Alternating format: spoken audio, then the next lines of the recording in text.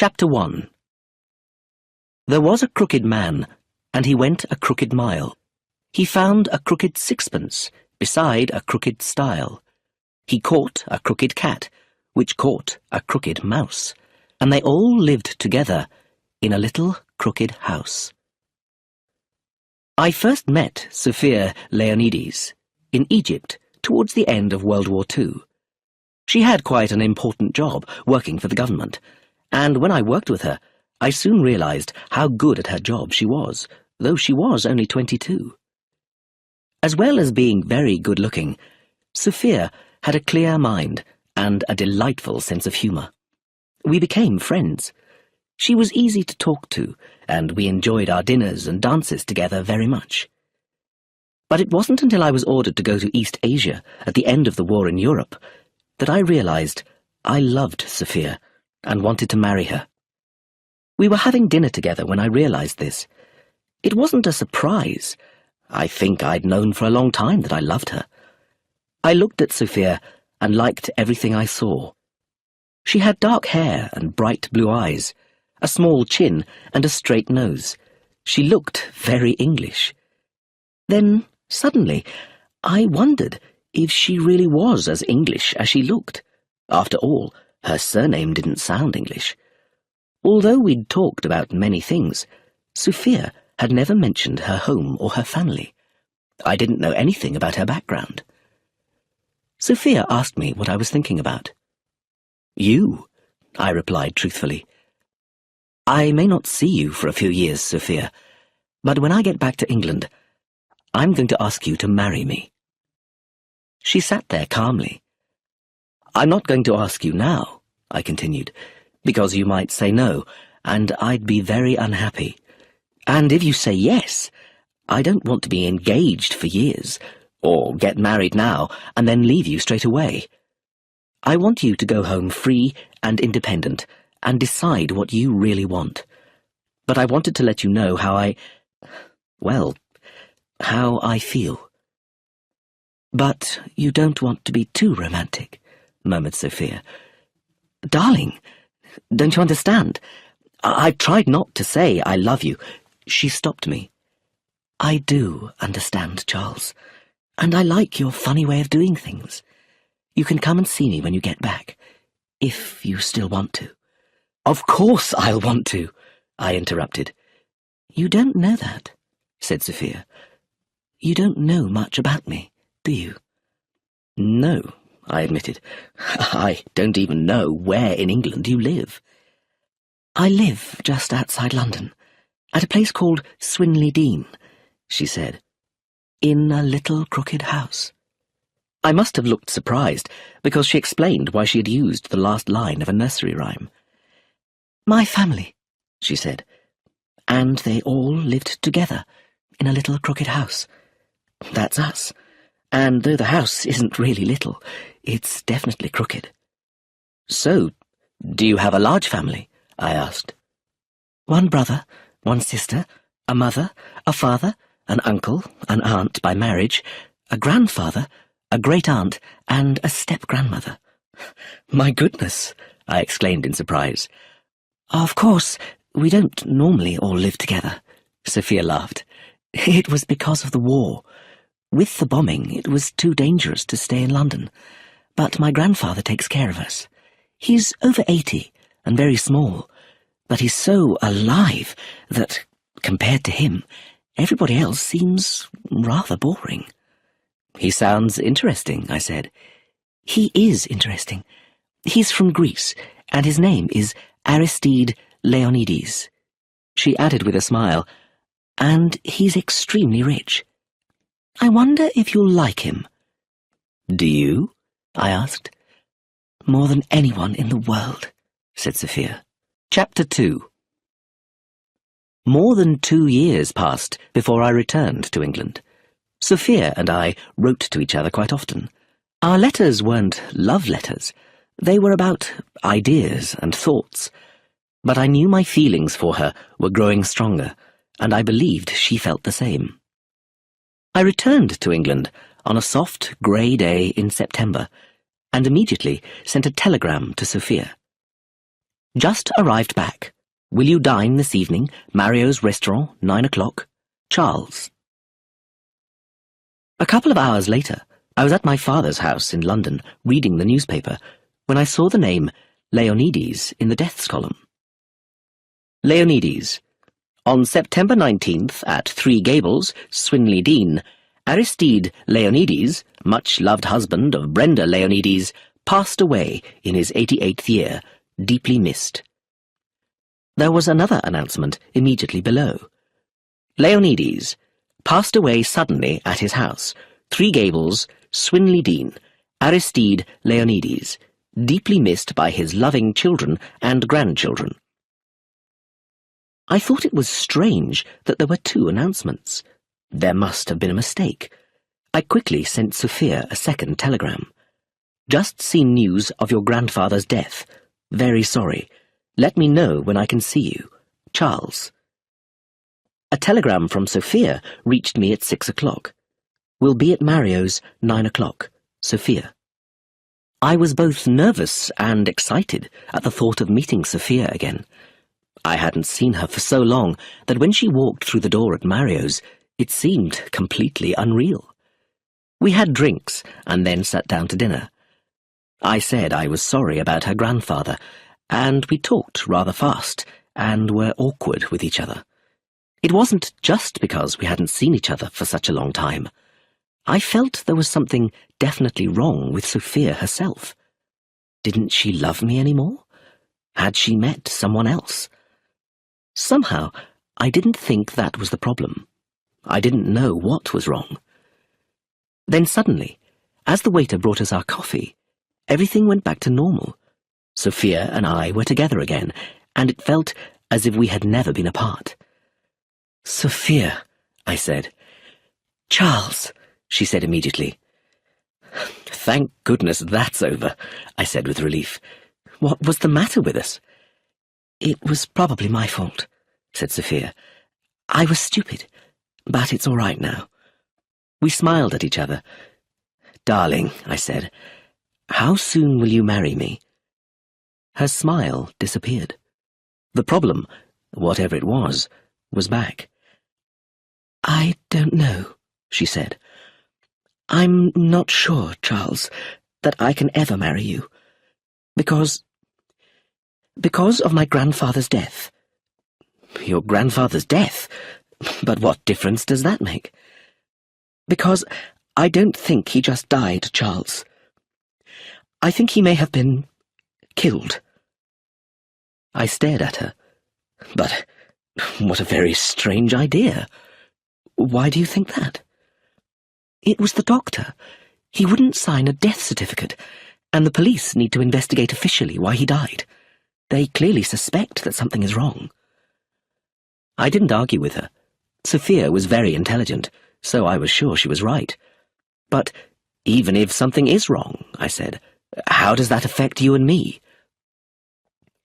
You work for the government. It might affect your job. No, please, don't say anything. I know it doesn't matter to you, but it matters to me. I'm very proud. I want our marriage to be a good thing for both of us, and it may be all right, so long as the right person killed him. What do you mean by the right person, Sophia? I know that's a horrible thing to say, but I'm trying to be honest. Before I could speak, she continued, I'm not going to say any more, Charles. I've probably said too much already. But we can't make any plans until we know why my grandfather died. At least tell me about it. She shook her head. No, Charles, I don't want to tell you what I think. Instead, I want you to see me, and my family, for yourself, from the outside. And how will I do that? She looked at me with a strange light in her bright blue eyes. Your father will tell you, she said. I had told Sophia that my father was Assistant Commissioner of Scotland Yard, the London police headquarters. I suddenly felt cold. Is it such a serious case? I asked. I think so. Do you see that man sitting by the door? He followed me from Swinley Dean. I shouldn't have left the house, but I wanted to see you, so I climbed out of the window. Darling! Well, never mind. We're here, together. She paused and then added, and there's no doubt that we love each other. No doubt at all, I said. You and I have survived a world war, Sophia, so we can survive the sudden death of one old man. He probably just died of old age. If you knew my grandfather, said Sophia, you would be surprised that he died of anything. Chapter 3.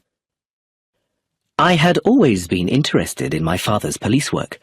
He was often in charge of important police investigations, but now that interest was personal.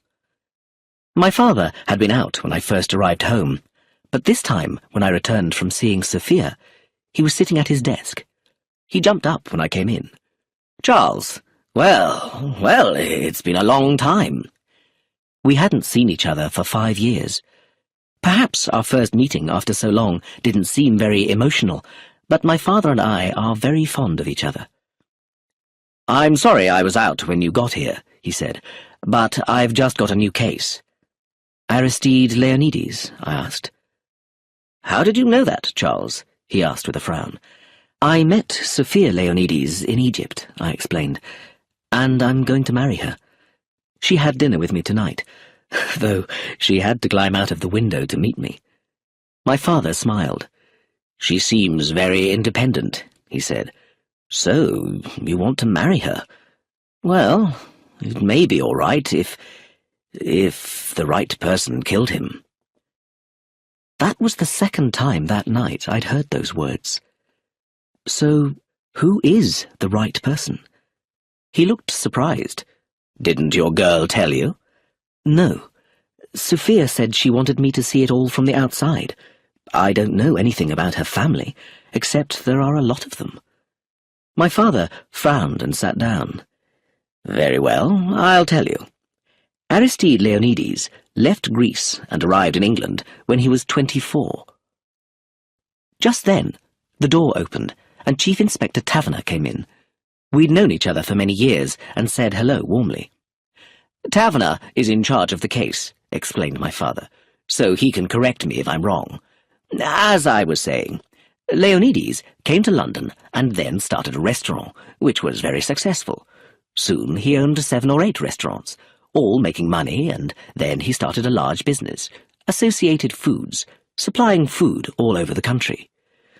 Leonides had a natural ability for business and making money, said Taverner, though, of course, he was always a bit dishonest, a bit crooked. He never actually broke the law, but he came close to doing so. He doesn't sound a very attractive person, I said. It's strange, but he was attractive, said Taverner. He had a strong personality, and though he was short and rather ugly, women always fell in love with him. He married a woman from a well-known family in the country, said my father. Her parents didn't like it, but she was determined to marry him, and it was a very happy marriage, I believe. Leonides built a rather ridiculous-looking house at Swinley Dean, and he and his wife lived there with their 5 children. Then his wife died. Leaving him with 5 children? I asked. Yes, but there are only 2 children still left alive, said my father. Roger, the eldest son, who's married but has no children, and Philip, who married an actress and has 3 children, Sophia, Eustace, and Josephine.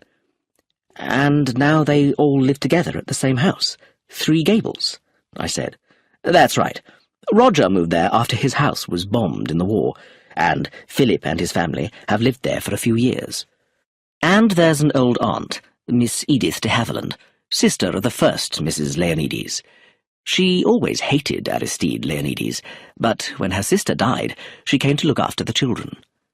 Well, that's a big family, I said. Who do you think killed Aristide Leonides? Taverner shook his head. I don't know, he said, and we may never know, but he was certainly murdered, poisoned. There is one obvious suspect, but it will be very hard to get enough evidence. I looked at my father. In murder cases, Charles, it usually is the obvious suspect, he said. Aristide Leonides married again 10 years ago, when he was 77. He married a young woman who worked in a tea shop. And she's the obvious suspect? Yes, said Taverner. She's only 34 now, and she's very close friends with a young man in the house who teaches the grandchildren. I looked at him thoughtfully. What was the poison? I asked. The poison was called esserine, replied Taverner. It was in the old man's eye drops. Leonides had diabetes, added my father, and needed regular injections of insulin, which comes from the pharmacy in small bottles. Using a syringe, the needle is pushed into the top of the bottle, and the insulin is taken up into the syringe for the injection. I guessed the next bit, and it was esserine in the bottle instead of insulin. Exactly, said Taverner. And who gave him the injection? I asked. His wife. I understood now what Sophia meant by the right person. Do the family like the second Mrs. Leonides? I asked. No, replied Taverner. I don't think they speak much to each other. It all seemed very clear. So, what's the problem? I asked Taverner. If Mrs. Leonides did do it, why didn't she change the bottle afterwards, so it was a real bottle of insulin? It would have been easy. There were plenty of bottles around.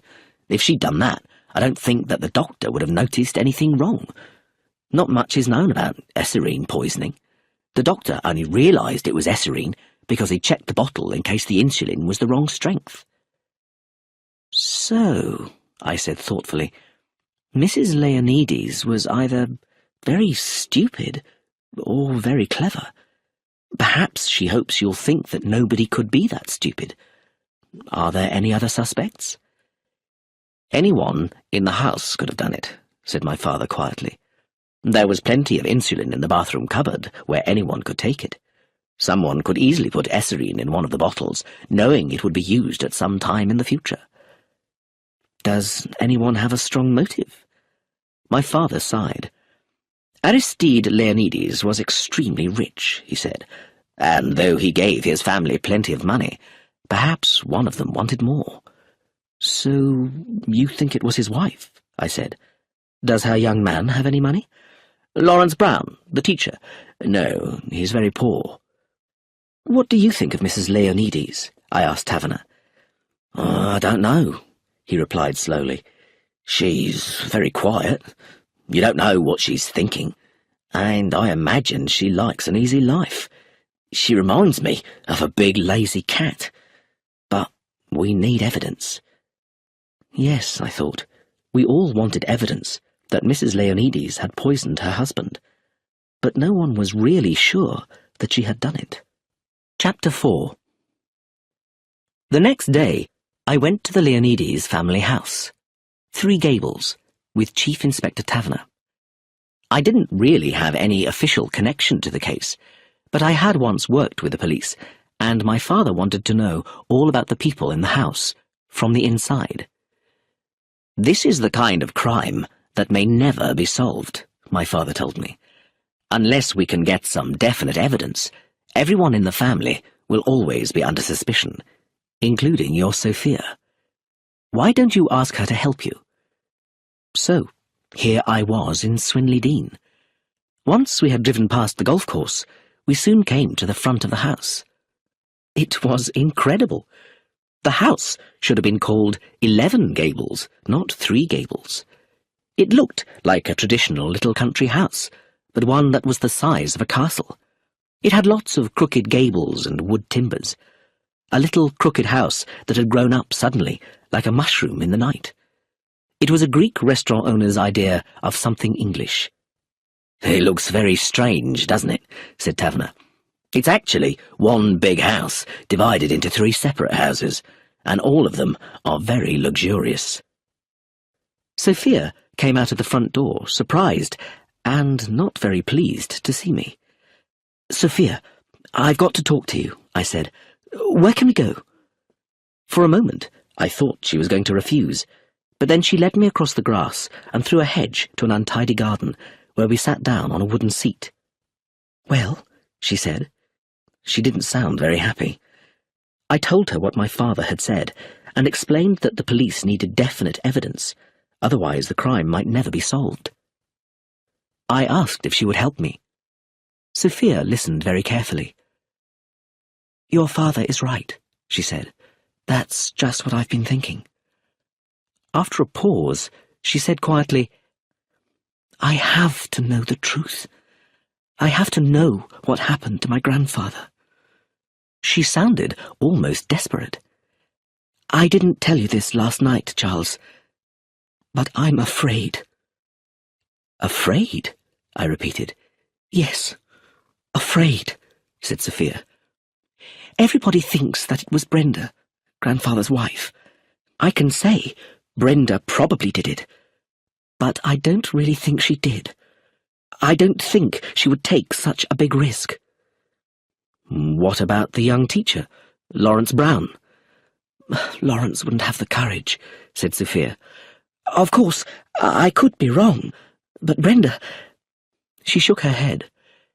"Brenda likes sitting around, eating sweets and having nice clothes and jewellery, and reading cheap novels and going to the cinema. And I know he was 87, but my grandfather did make Brenda feel that she was an exciting and romantic person." But what Sophia had said earlier disturbed me. "Why did you say that you were afraid?" I asked. Sophia shivered. "Because it's true," she said in a quiet voice. "I am afraid. We're a very strange family. We are all ruthless in different ways. That's what's so disturbing." My face must have shown that I didn't understand, because Sophia continued. "I'll try and explain. In Greece, grandfather once stabbed 2 men in a fight. He told me about it in quite a relaxed way, as if it wasn't important. That's one kind of ruthlessness. And then there was my grandmother. I don't really remember her, but I've heard a lot about her. I think she was ruthless in a different way. She was always so sure that she knew the right thing to do, even in matters of life and death." "That sounds a bit unlikely," I said doubtfully. "Yes, perhaps. But I'm always rather afraid of people like that," said Sophia. "And then there's my own mother, who's an actress. She's a darling, but she only sees how things affect her. She doesn't think of anyone else. That's rather frightening sometimes. And Clemency, Uncle Roger's wife, she's a scientist. She's ruthless too, in a cold, unemotional way. Uncle Roger's the exact opposite. He's the kindest and most lovable person in the world, but he's got an extremely bad temper. Things make him so angry that he hardly knows what he's doing. And there's Father." Sophia paused. "Father," she said slowly, "is almost too well controlled. You never know what he's thinking. He never shows any emotion at all. It worries me a little." "My dear Sophia," I said, "you're getting very worried about nothing. What you're really saying is that perhaps everybody is capable of murder." "I suppose that's true," said Sophia. "Even me." "Not you." "Oh, yes, Charles. Even me. I suppose I could murder someone, but only for something really important." I smiled, and so did Sophia. "Perhaps I'm being stupid," she said, "but we have to find out the truth about grandfather's death. We have to.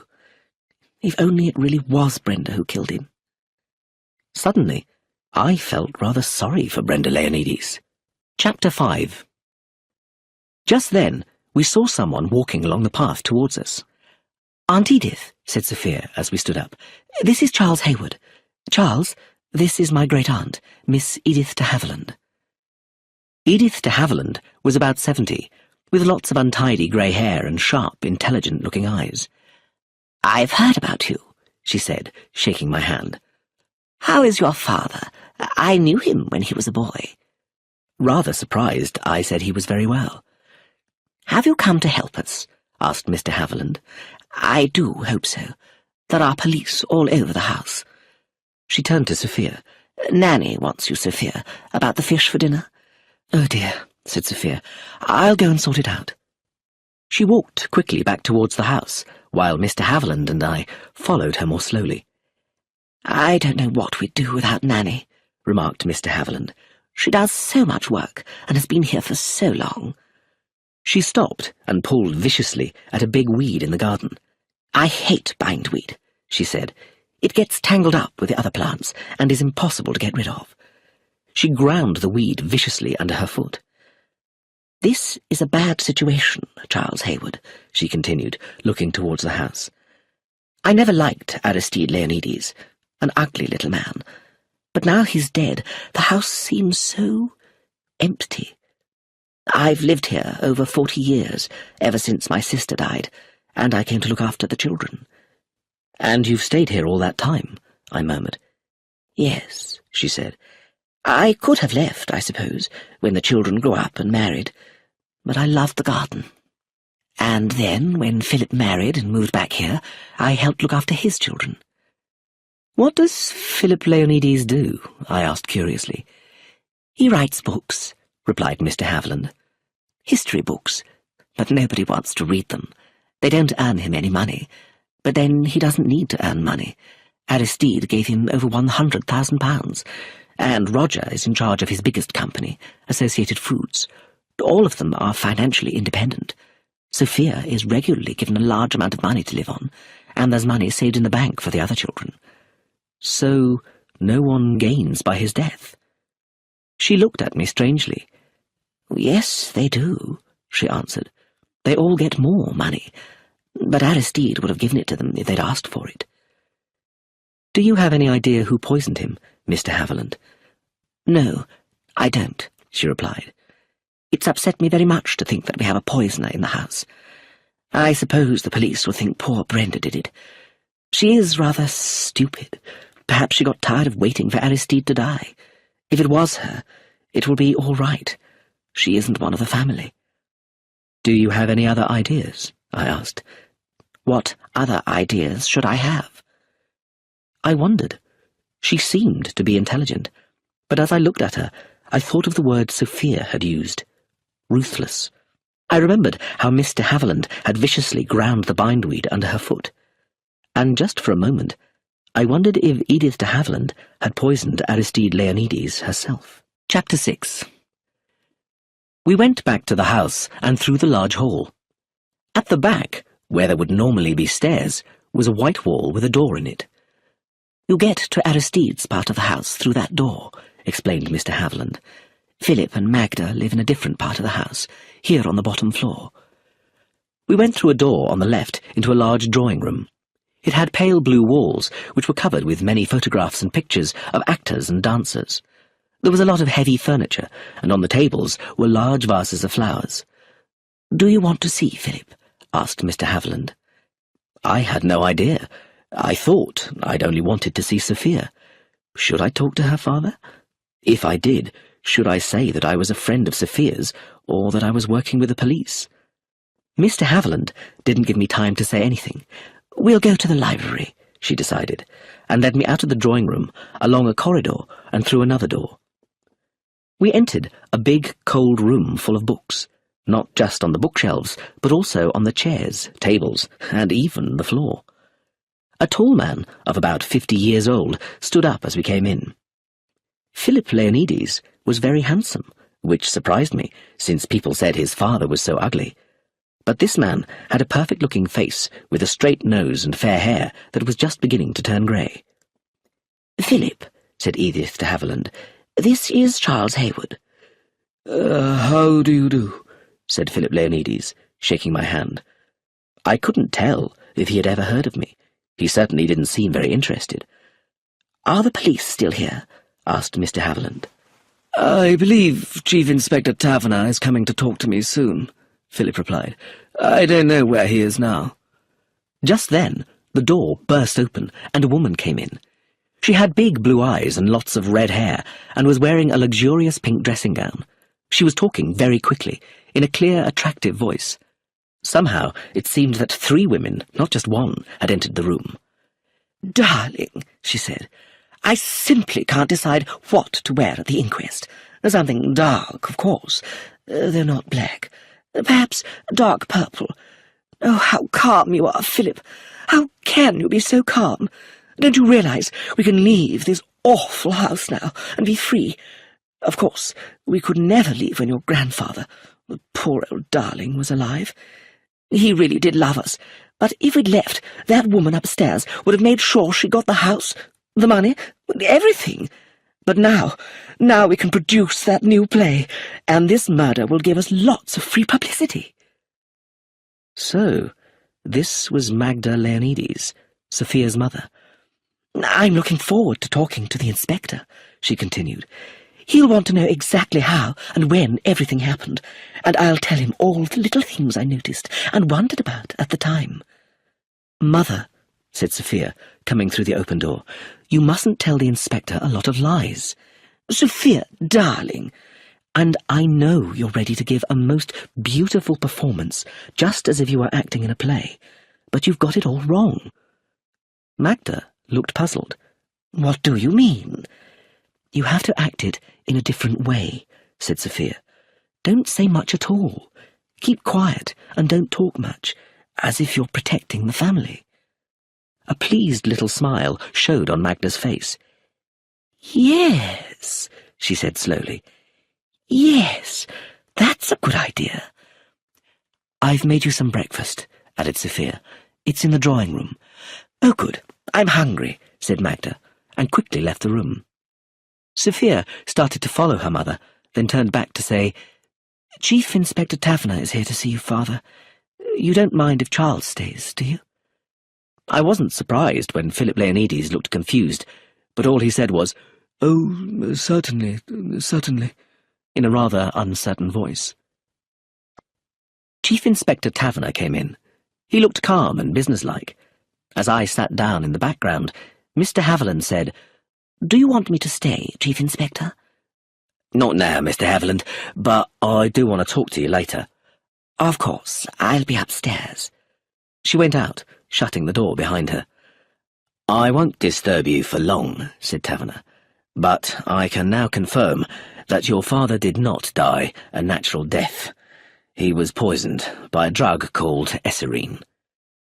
Philip did not show any emotion. He must have taken the poison by accident, he said. My father was nearly 90, and he couldn't see very well.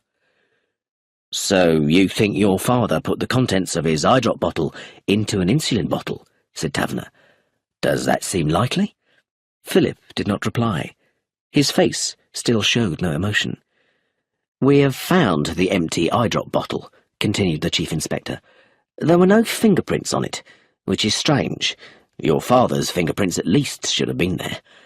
Now, Mr. Leonides, he continued, can you tell me what you were doing on the day of your father's death?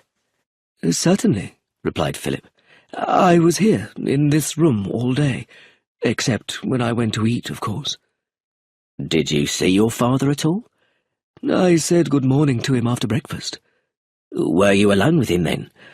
My stepmother, Brenda, was in the room. Is your father's part of the house completely separate from yours? Continued Taverner. Yes. The only way to get to it is through the door in the hall. Is that door usually locked? No, never, replied Philip. So anyone could go freely between the different parts of the house? Yes, that's true. How did you first hear of your father's death? Asked the inspector. My brother Roger, he lives on the floor above, came rushing down to tell me that my father couldn't breathe and seemed very ill. What did you do? I telephoned the doctor, but he was out, so I left an urgent message. Then I went upstairs. My father was clearly very ill, and he died before the doctor came. There was no emotion in Philip's voice. It was a simple statement of fact. Where was the rest of your family? My wife, Magda, was in London, but came home soon afterwards. Sophia was also out, I believe, but my two younger children, Eustace and Josephine, were at home. And I'm afraid I have to ask you, said Taverner, how your father's death affects your financial position. My father made us financially independent many years ago, Philip replied. He gave my brother Roger his largest company, Associated Foods, and gave me about £150,000. My father didn't keep much money for himself, but now he has made even more money than he had before." For the first time, Philip smiled slightly. "So, you and your brother don't live in this house because of financial problems?" asked Taverner. "Certainly not. It's just easier for both of us, and my father liked us to live here. I was very fond of my father," added Philip. "I came to Three Gables with my family in 1937, and my brother Roger came in 1943, when his house in London was bombed." "I see," said Taverner.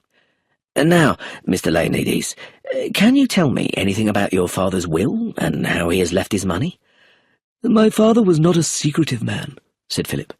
"He held a meeting with all his family, and his lawyer, Mr. Gateskill, to tell us about his will. My stepmother Brenda was left £100,000, and the rest of his property was divided into 3 parts, one for me, one for my brother Roger, and the other was kept in the bank for his 3 grandchildren. I mean, my children, Sophia, Eustace, and Josephine." "Did your father leave anything to the servants?" "No," answered Philip. "Instead, their pay increased each year they stayed in his service." "And so you yourself don't need any more money, Mr. Leonides?" "I have enough money, Chief Inspector," said Philip coldly, "and if I needed more, my father would have given it to me. I had no financial reason to want my father dead." "I'm sorry for asking," said Taverner, "but I need to know all the facts. And now I have to ask you some rather personal questions about the relationship between your father and his wife. Were they happy together?" "Yes, as far as I know," said Philip. "Did you approve of your father's second marriage?"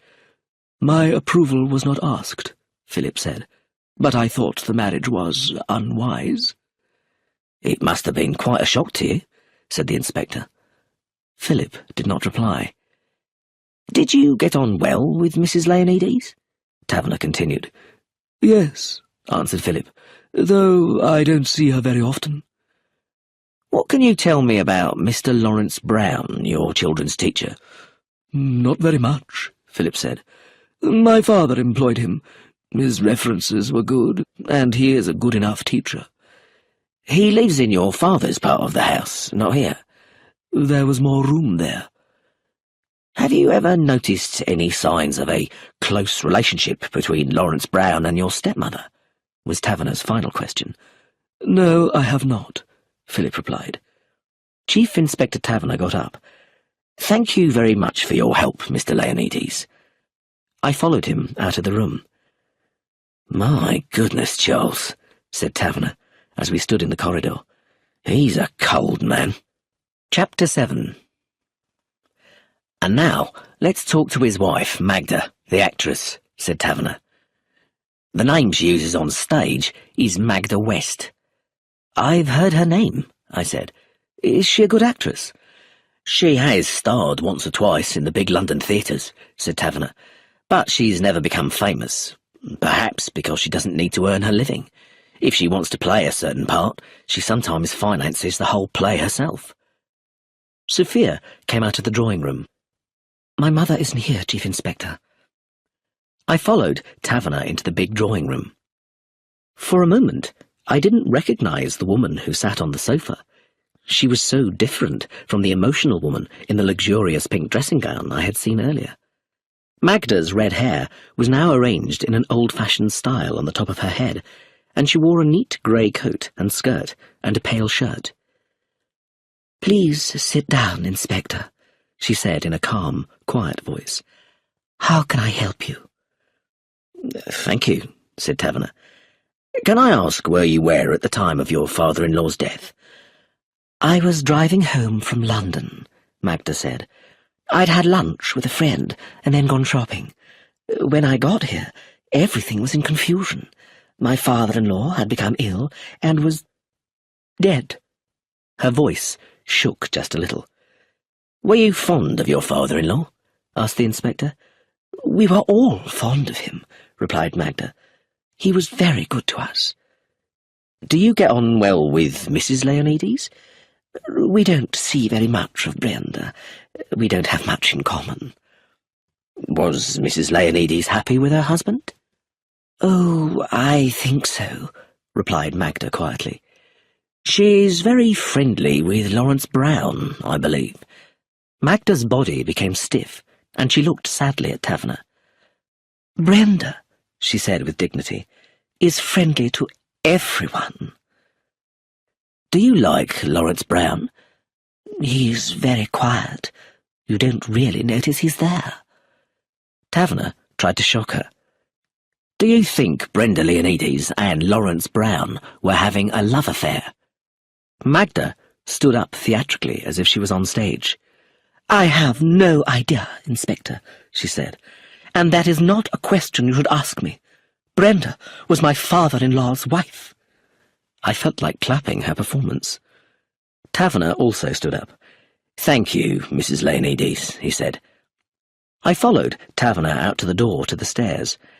I'm just going up to see Roger, the elder brother, he explained. Can you help me, Taverner? I said. If anyone asks me what I'm doing here, what should I say? Taverner smiled. Has anyone asked you? Well, no, I admitted. If no one has asked you, then don't explain or say anything, he said simply. Everyone is too worried to ask you questions. He continued. This door isn't locked. None of them are in this house. You realise, of course, that all my questions about who was in the house that day don't matter at all. Then why ask? I said. Because I want to hear them talk, Taverner said. I might learn something. Everybody in the house had the means and the opportunity to kill the old man. What I want is a motive. He knocked on the door at the top of the stairs. It was opened by a big, tall man with strong shoulders, dark hair, and an ugly but pleasant face. You must be Chief Inspector Taverner, he said. I'm Roger Leonides. Do come into the sitting room. He led us into a completely white room, which was light and airy and had very little furniture. It was very different to Magda's crowded room downstairs. I'll go and get my wife, Clemency, said Roger. Oh, you're here, darling. I must get some cigarettes, if you don't mind. He bumped into a table and went clumsily out of the room. I looked at Clemency Leonides. She was about 50, with short grey hair that suited her intelligent and sensitive face. Her eyes were grey, and she wore a simple red wool dress that fitted her slim figure perfectly. She had a strong personality, and I understood at once why Sophia had said she was ruthless. The room was cold, and I shivered a little. Please sit down, Chief Inspector, said Clemency, in a quiet voice. Is there any news? Your father-in-law died of esserine poisoning, replied Taverner. It was definitely murder. This will upset my husband very much, said Clemency. He's a very emotional person, and he loved his father dearly. Did you get on well with your father-in-law, Mrs. Leonides? I got on quite well with him, she said quietly, but I didn't like him very much. I didn't like the way he did business. What about Brenda Leonides? Do you think she was having a love affair with Lawrence Brown? I don't think so, said Clemency, but I don't really know. She didn't sound at all interested. Roger Leonides came hurrying back. Well, Chief Inspector, is there any news? Your father died of esserine poisoning, explained Taverner. My God! Exclaimed Roger. So that woman murdered him. She couldn't wait for him to die. Why do you think that? Taverner asked. Who else could it be? Said Roger, walking quickly up and down the room, pulling his hair. I've never trusted Brenda. Never liked her. None of us did. Why did father marry her? At his age, it was madness. Madness! My father was an amazing man, Chief Inspector. He did everything for me, and I failed him. He sat down heavily. Now, Roger, please don't get upset, said his wife quietly. Chief Inspector Taverner wants our help. I'd like to strangle that woman with my own hands, said Roger angrily. Yes, I'd strangle her if she were here. He was shaking with anger. Roger, said Clemency sharply.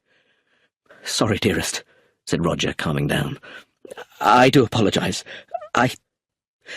Please excuse me," he said to us, and went out of the room again.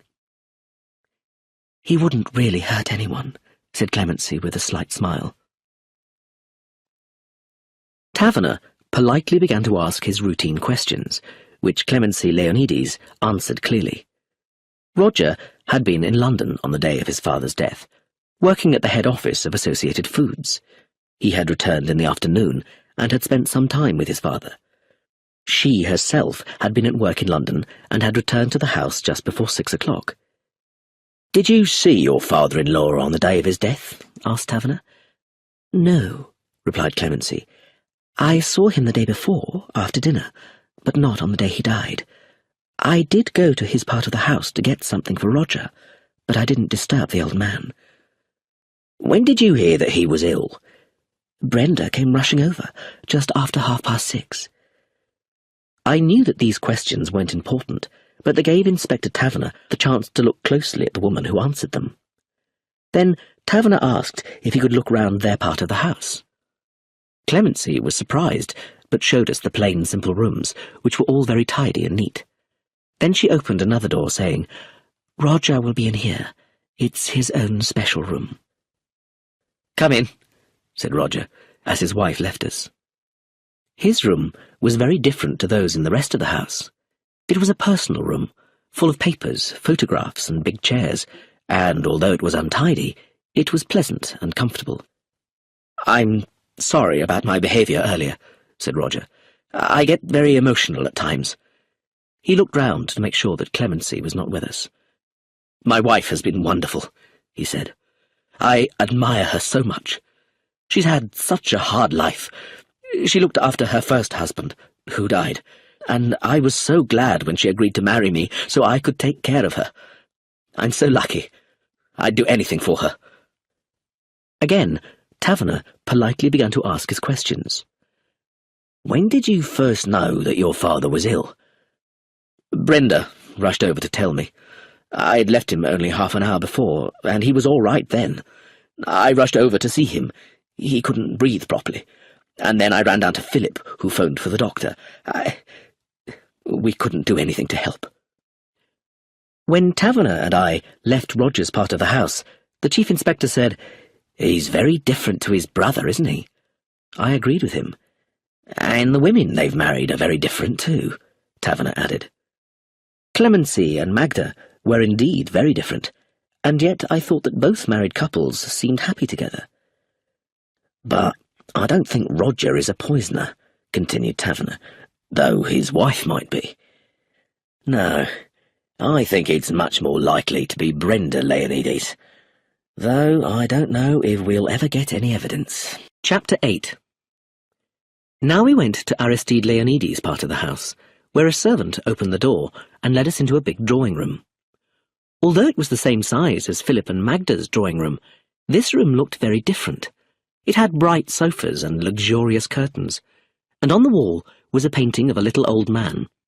He had sharp but kind-looking dark eyes and crooked shoulders. He looked powerful and full of life. "That's Aristide Leonides," said Taverner. "He certainly had a strong personality."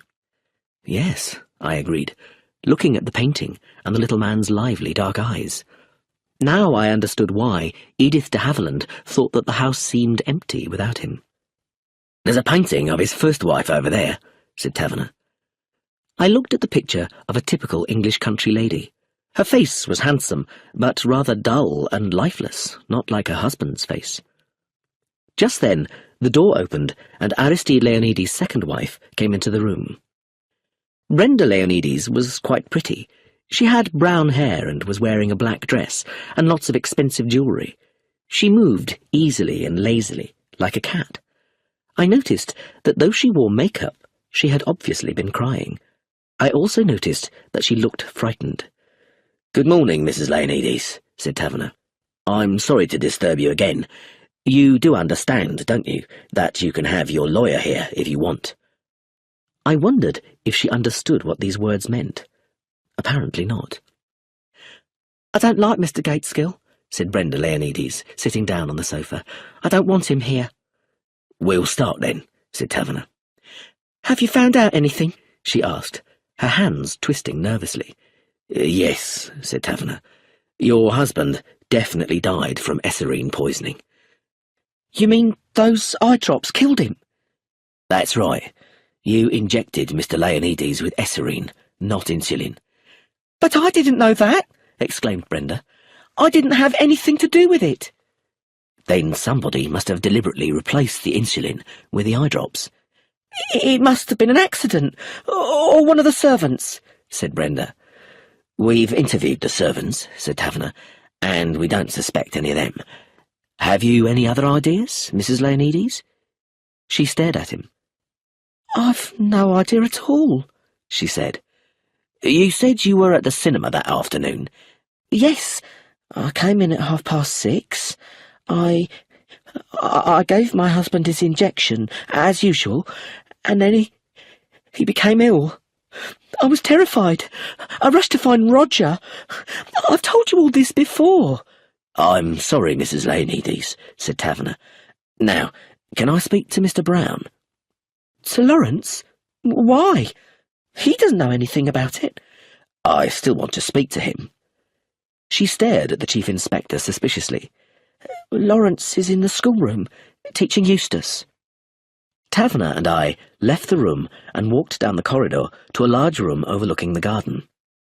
Inside, a fair-haired young man of about 30 was sitting at a table with a handsome, dark boy of 16. They looked up as we came in. Sophia's brother Eustace looked at me, while Lawrence Brown stared at Chief Inspector Taverner.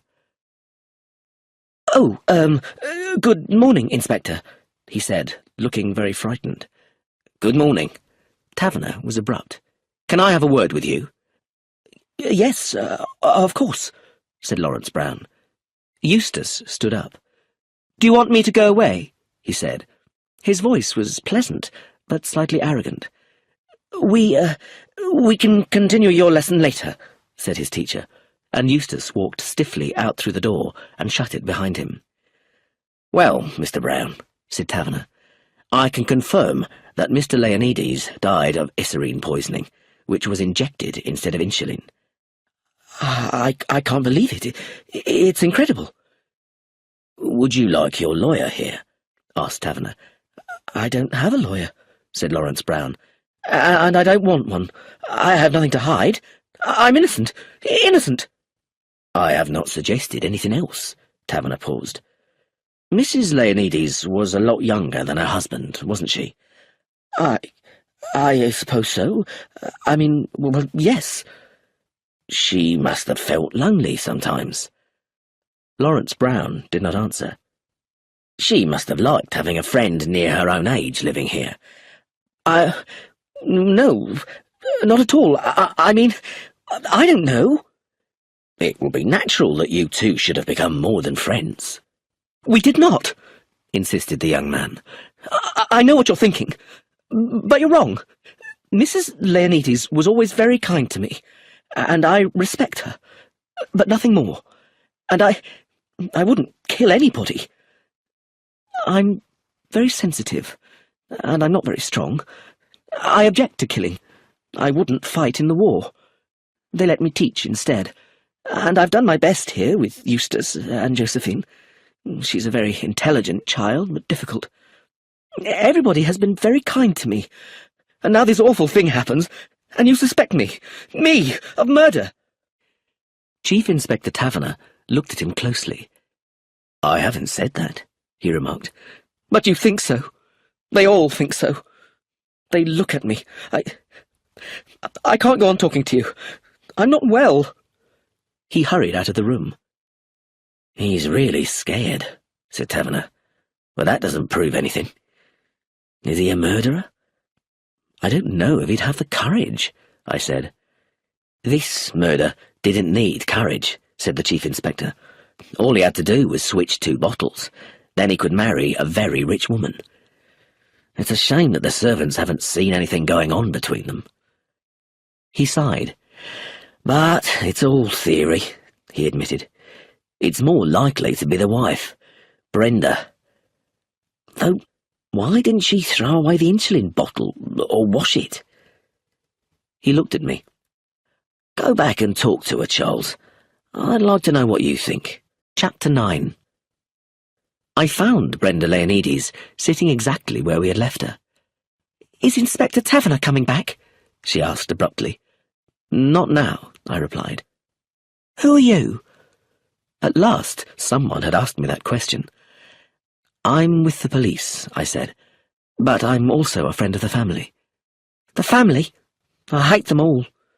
Brenda looked frightened and angry. They've always been horrible to me. Why shouldn't I marry their father? What did it matter to them? He'd already given them lots of money, and I was very fond of him. I see, I said. It's true, Brenda said. I was sick of men. I wanted a home, and someone to be nice to me. Aristide made me laugh, and he was clever. I'm sorry he's dead. She sat back on the sofa. I've been safe and happy here, she said. Aristide gave me lovely things. She looked at the expensive ring on her hand with a satisfied smile. And I was very nice to him. Do you know how we met? Brenda didn't wait for me to answer. I was working in a tea shop and brought him his lunch. I was crying, and he asked me to sit down. I said I couldn't. I'd lose my job. No, you won't, he said. I own this place. He was a little old man, but he had power. I told him what was wrong. I was a respectable girl, but I was in trouble. I was going to have a baby. She looked at me. Aristide was wonderful, she said. We were married at once. Then I found out he was very rich. It was like a fairy story. Brenda smiled lazily like a cat. And I'd made a mistake. I wasn't pregnant. I was a good wife to Aristide and made him happy. But his family, they were always there, living on his money. They were horrible to me. Roger hates me, and Philip never speaks to me. And now they think I murdered their father. But I didn't. I felt very sorry for her. She was alone and helpless, and all the Leonides family wanted to believe she was a murderer. And if they don't think that I did it, they think that Lawrence did, Brenda continued. He's so sensitive, and I've just tried to be kind to him. He has to teach those horrible children. Eustace is always rude to him. He's been ill, you know, and can't go back to school yet. But that's no reason to be rude. And Josephine? Well, sometimes I think there's something wrong with Josephine. She likes to sneak and spy on people. I didn't really want to hear about the children just now. What chance do Lawrence and I have against the rest of the family? Brenda asked me. It could have been one of them who killed Aristide. They don't seem to have a motive, I said. But I don't have a motive, Brenda said, and nor does Lawrence. They might think, I said uncomfortably, that you and Lawrence are in love with each other and want to get married. She sat up straight. That's a wicked thing to say, and it's not true. I've been nice to Lawrence, but we're just friends, that's all. You do believe me, don't you? I did believe her. I believed that she and Lawrence were just friends, though, of course, it was possible that she was in love with him without knowing it. I was thinking about all this when I went downstairs to find Sophia, who was helping Nanny with lunch. She led me into the empty drawing room. Well, she said, what did you think of Brenda? I felt sorry for her. Sophia looked amused. I see, she said. Yes, Brenda does seem to get on well with men. I was annoyed.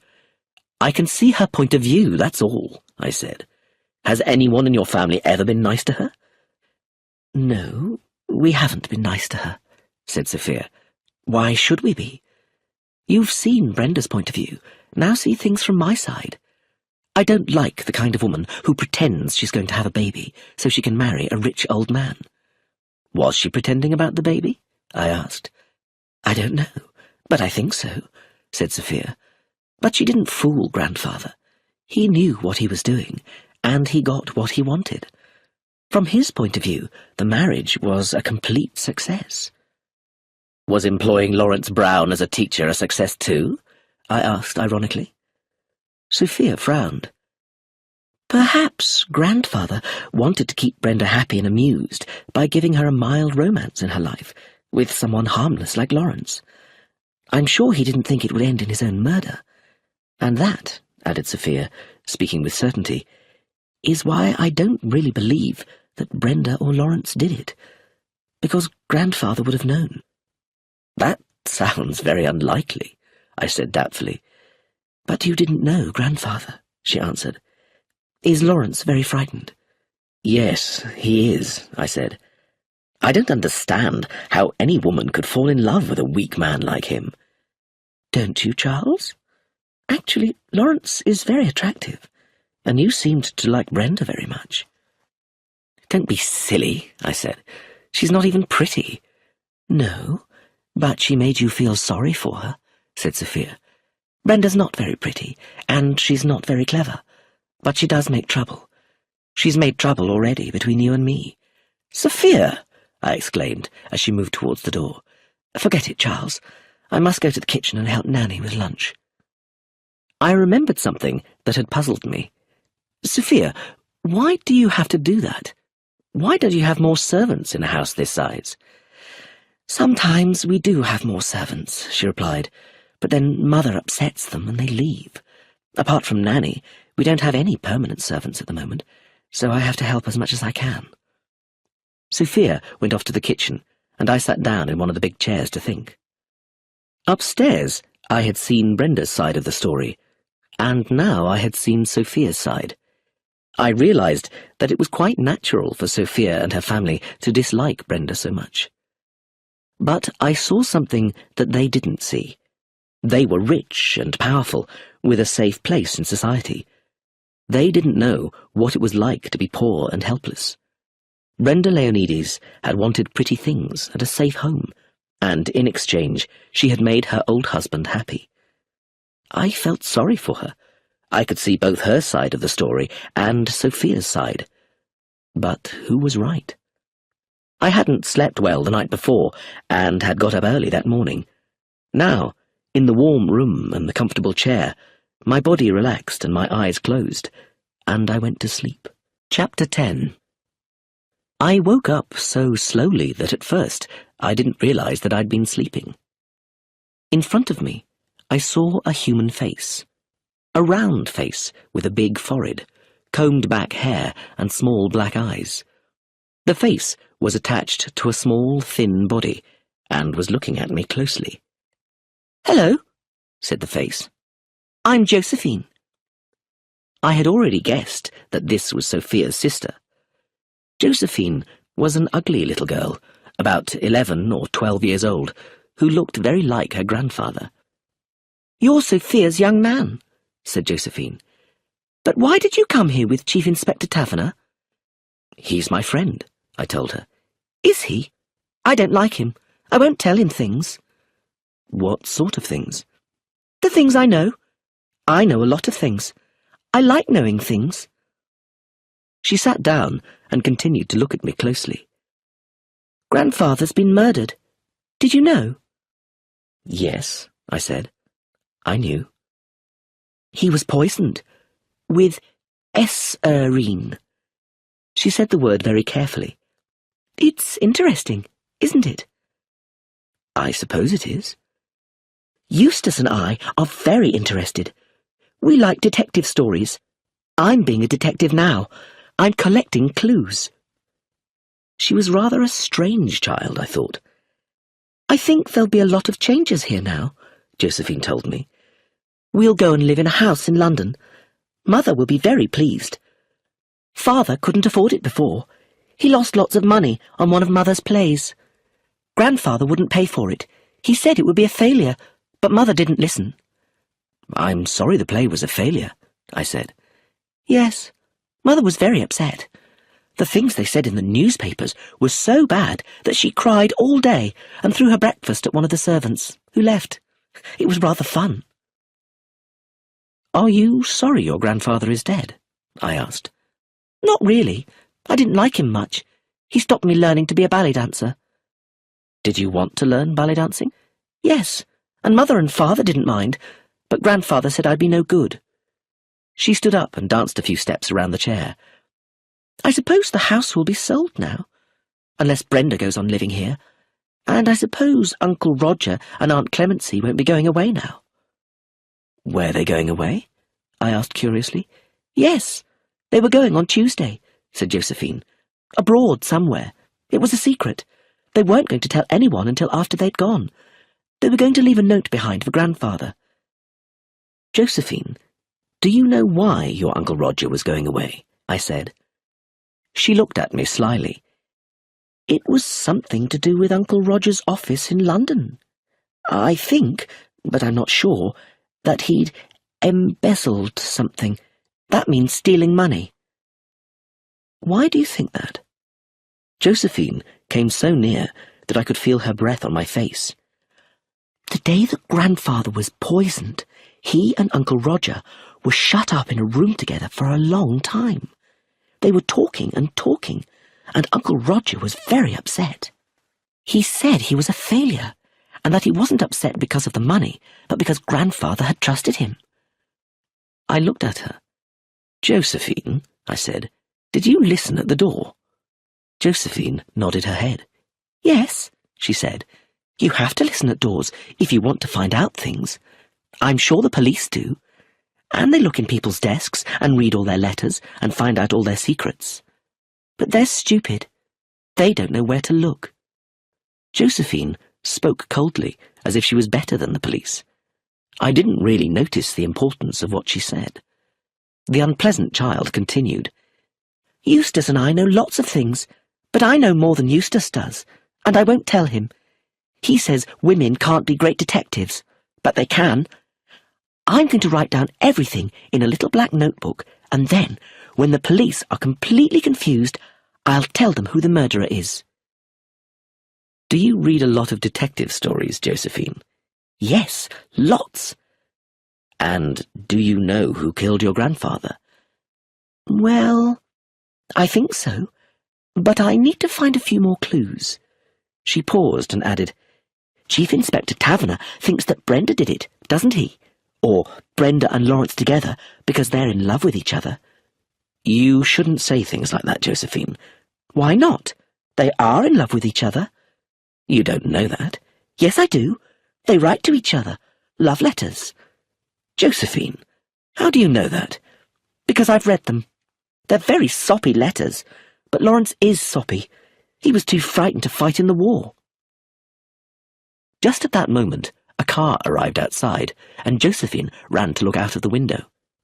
"It's Mr. Gateskill, Grandfather's lawyer," she said. "I expect he's come about the will."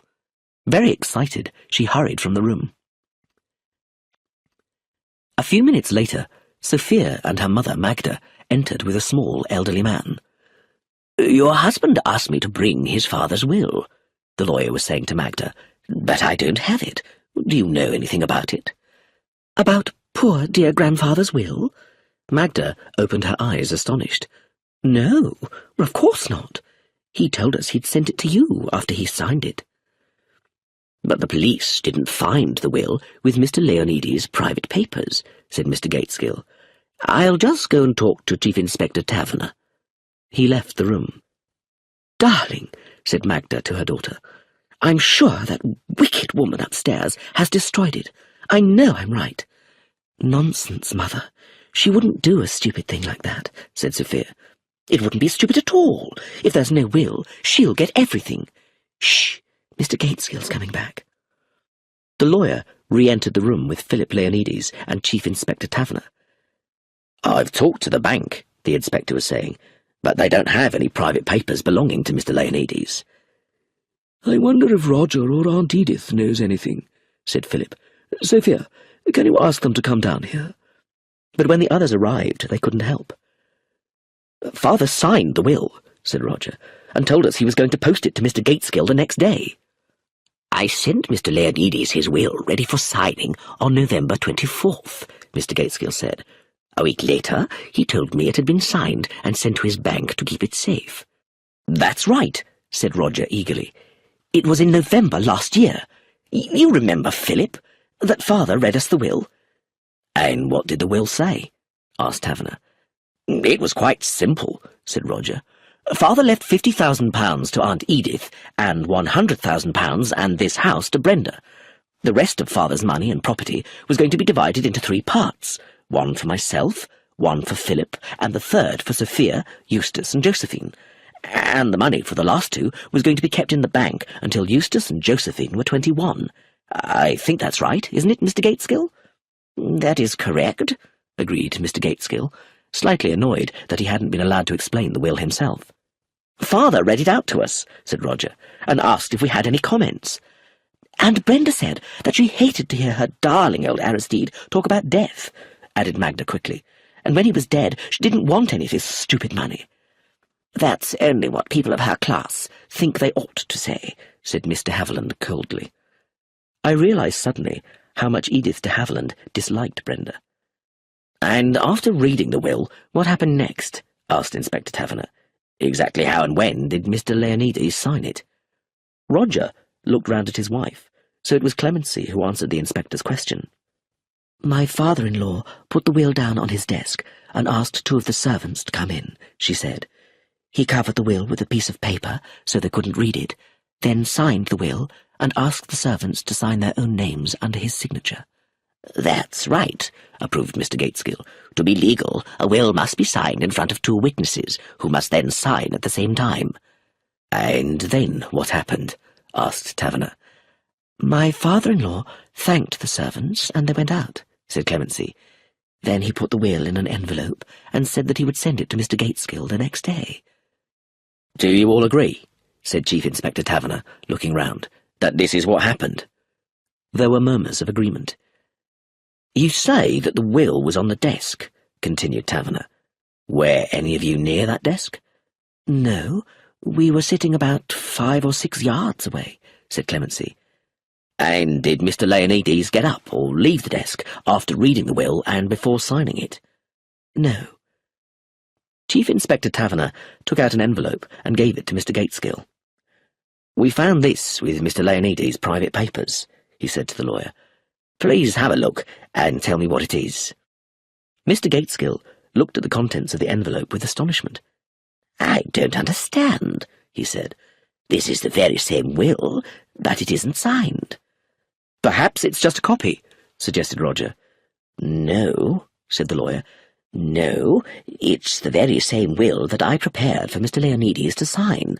There is a small mark on the paper that I noticed at the time. I swear it's the exact same will." "But that's impossible," exclaimed Philip, speaking with more excitement than I'd heard from him before. "We saw both the servants and my father sign the will. Father couldn't see very well, but he was wearing his reading glasses that evening." "Yes, I remember that too," agreed Clemency. "And nobody, you are all sure of that, went near the desk before the will was signed?" asked Taverner. "Nobody went near the desk," said Sophia, "and Grandfather sat there all the time." "Then I don't see how the will was changed," said Taverner. "Perhaps the signatures were erased or rubbed out," Roger suggested. "But we would still be able to see signs of that," said Mr. Gateskill, "and there aren't any." The family looked at one another. "We were all there," said Roger. "It just couldn't have happened." Mr. Haviland coughed. "But it did happen," she remarked. "What I'd like to know is what happens next." "It is an interesting legal problem," said Mr. Gateskill. "This will, of course, cancels all previous wills, and a large number of witnesses saw Mr. Leonides sign it." Taverner looked at his watch. "I'm afraid," he said, "I must go now." Everybody stood up, and I went quietly towards Sophia and asked if I should go too. "Yes, I think that's best," agreed Sophia. I followed Taverner out of the room and saw Josephine outside in the corridor. She appeared to be amused about something. "The police are very stupid," she said. Chapter 11. I arrived at my father's office at Scotland Yard to find Chief Inspector Taverner talking about the case. "I haven't discovered anything at all," he was explaining sadly. "I can't find a financial motive. They all have enough money, and there's no evidence that Brenda Leonides and Lawrence Brown were having a love affair." "I can do better than that," I said, sitting down. Roger Leonides and his wife Clemency were planning to go abroad. Roger and his father had an emotional interview on the day of the old man's death. Aristide Leonides had found out something was wrong, and Roger admitted it. "How do you know that?" demanded Taverner. "A private detective told me." I explained to them about Josephine and how she thought Roger had been stealing money from his company. "It sounds as if the child knows everything that happens in that house," my father commented. "If this information is true, it changes everything," said Taverner. "If Roger was stealing money from the company and his father found out, then Roger had a motive for killing him. Brenda Leonides was out at the cinema. All Roger had to do was go to his father's bathroom, empty out an insulin bottle and fill it up with Esserine. Or perhaps his wife Clemency did it. She admitted that she went over to Aristide Leonides' part of the house, and I think she's quite capable of poisoning someone." "I still don't think that Roger would use poison to kill someone," I said, "but I agree that Clemency might." I had liked Roger. I don't think that Clemency cares about money, but she does care about her husband. For him, she could be, well, ruthless. The next day, Taverner and my father had news. "Roger's company, Associated Foods, is definitely going to go bankrupt soon," reported Taverner, looking pleased and slightly excited. "It's been badly managed for years." "By Roger Leonides?" I asked. "Yes, he's in charge," said Taverner. "But we don't think he's been stealing money. He just doesn't know how to run a business properly and has made lots of bad decisions." "Roger was only in charge of such a big company because he was Aristide Leonides' son," my father remarked. "He's been stupid," added Taverner, "but he hasn't done anything against the law." "So why commit murder?" I asked. "Associated Foods needs a lot of money quickly to stop it going bankrupt," explained Taverner. "Roger inherits a lot of money now his father is dead. Though he won't get the money in time, the banks will give him credit and the company can be saved." "Why didn't Roger just ask his father for help?" I asked. "I think he did," said Taverner, "and Josephine overheard, but the old man refused to give Roger the money." I thought that Taverner was right. Aristide Leonides was a generous man, but he didn't like to waste money. He had refused to give Magda the money to produce her play. I thought it was unlikely that he would give Roger enough money, probably hundreds of thousands of pounds, to save Associated Foods. The only way for Roger to avoid financial ruin was if his father died. It was a strong motive for murder. "I've asked Roger Leonides to come here to my office," my father said. "He'll be here soon." Sure enough, Roger soon arrived, clumsily bumping into a chair as he entered the room. In fact, he was so clumsy that I couldn't imagine him putting Esserine into an insulin bottle. Surely he would have dropped the poison or broken the bottle. "You wanted to see me?" said Roger eagerly. "Oh, hello, Charles. I didn't see you. Have you found something?" My father spoke coldly and officially, telling Roger about his legal rights and asking him if he wanted a lawyer. Roger looked confused. "But why am I here?" he asked. "I've told you everything I know." "You did not tell us about the conversation you had with your father on the afternoon of his death," said Taverner, "about Associated Foods." Roger sat down suddenly, holding his face in his hands. "I didn't think anybody knew about that." "You need to tell us the truth," said Taverner. "Will Associated Foods go bankrupt?" "Yes," admitted Roger. "The company can't be saved now. I wish my father had died without ever knowing about it. I feel so ashamed. My father trusted me with his biggest company, and I failed him." "Why did you and your wife plan to go abroad without telling anybody?" asked my father.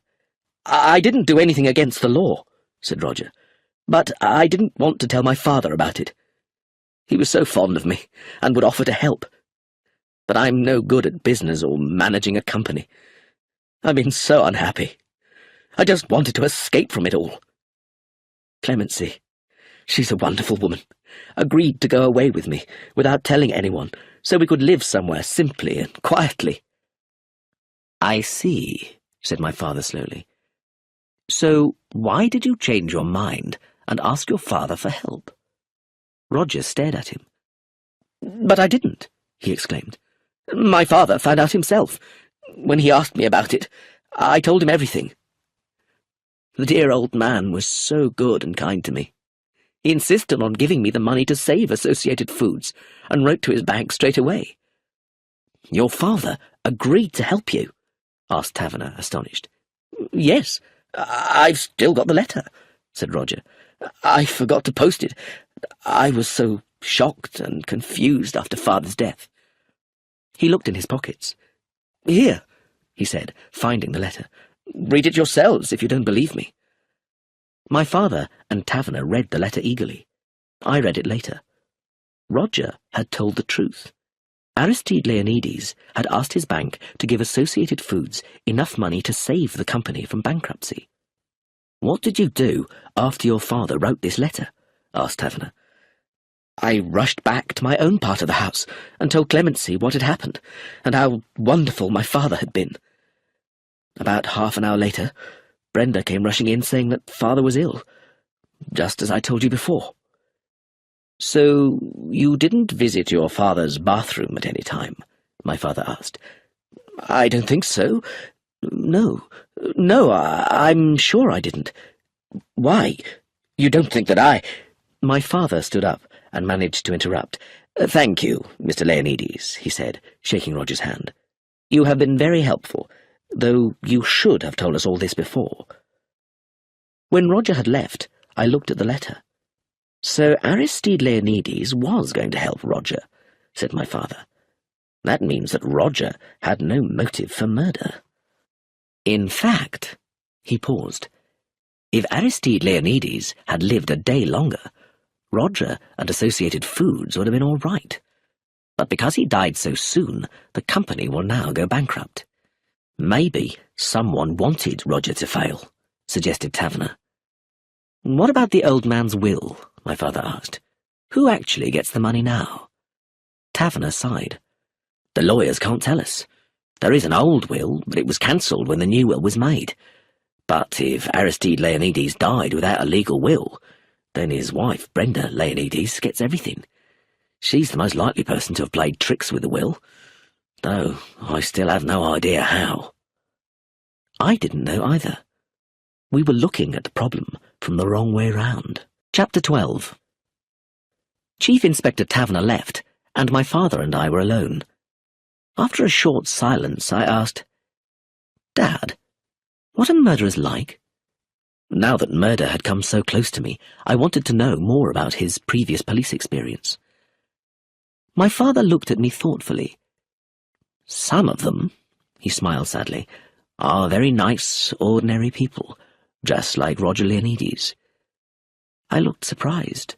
"Oh, yes," he continued, "murderers can be ordinary people who want something so much that they kill for it. They don't think about what happens next. And some people, although they know that murder is wrong, don't feel that it's wrong. They think that it wasn't their fault, or that their victim deserved it, and they're never really sorry for what they did." "Do you think," I asked, "that someone could kill old Leonides if they hated him? Hated him for a long time?" "It's possible, but unlikely," my father replied, looking at me curiously. "People are more likely to kill those they love than those they hate. Only people you love can make your life impossible." "But this doesn't help you, does it?" he added. "What you really want to know is how to recognize a murderer in a house full of people who seem pleasant and normal." "Yes, that's right," I admitted. My father paused to think. "The one thing that all murderers have in common," he said finally, "is that they are all vain. They are frightened of being caught, but they still want to show off about how clever they are, and a murderer wants to talk." "To talk?" "Yes, because they're very lonely," explained my father.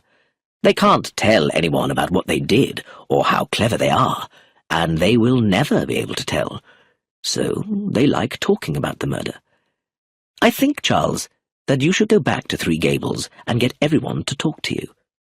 Everyone in the family, guilty or innocent, will talk to you, because they can say things to you that they can't say to each other, and if the murderer talks, he or she might make a mistake and say too much.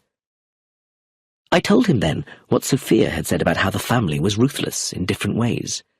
He was very interested. "Yes," he said, "most families have a weakness, and it sounds as if both the de Havilland family and the Leonides family have a different kind of weakness. But I wouldn't worry too much about that, Charles. The best thing to do is to go and talk to them all. Only the truth can help you, and your Sophia." As I went out of the room, he added, "And look after the child, Josephine. We don't want anything to happen to her." I stared at him.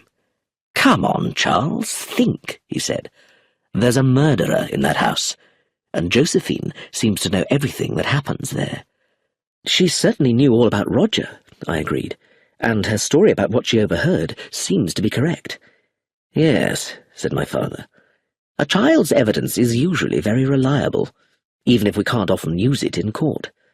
But children like to show off. If you want Josephine to tell you anything else, don't ask her questions. Instead, pretend that you think she doesn't know anything. But take care of her," he added. "It's possible that she knows too much." Chapter 13. As I went back to the Crooked House, as I called it in my own mind, I felt slightly guilty. I hadn't told my father and Chief Inspector Taverner what Josephine had said about Brenda Leonides and Lawrence Brown writing love letters to each other. I told myself that it probably wasn't true. But really, I didn't want to find any evidence against Brenda. I felt sorry for her, surrounded by a family who disliked her so much. And if there were any love letters, Taverner would soon find them. And perhaps Josephine was wrong. Though, when I remembered the intelligence in her small black eyes, I doubted it. I had phoned Sophia earlier. "Please come, Charles," she had said. "The police keep searching the house, and we're all very nervous. I'll go crazy if I can't talk to someone." There was no one in sight as I drove up to the front door, which was open. As I stood there, wondering whether to ring the bell or to walk in, I heard a noise behind me. I turned my head and saw Josephine standing by the hedge eating a large apple and looking at me. "Hello, Josephine," I said. She didn't answer and disappeared behind the hedge. When I followed, I found her sitting on a wooden seat, swinging her legs.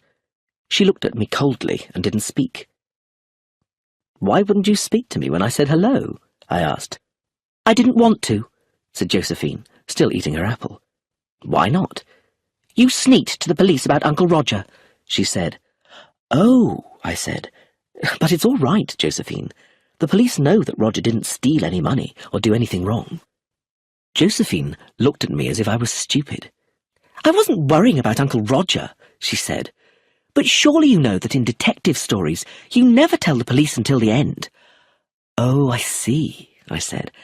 "I'm sorry, Josephine. I'm really very sorry." "So you should be," she replied. "I trusted you." I said I was sorry again, and Josephine seemed to forgive me.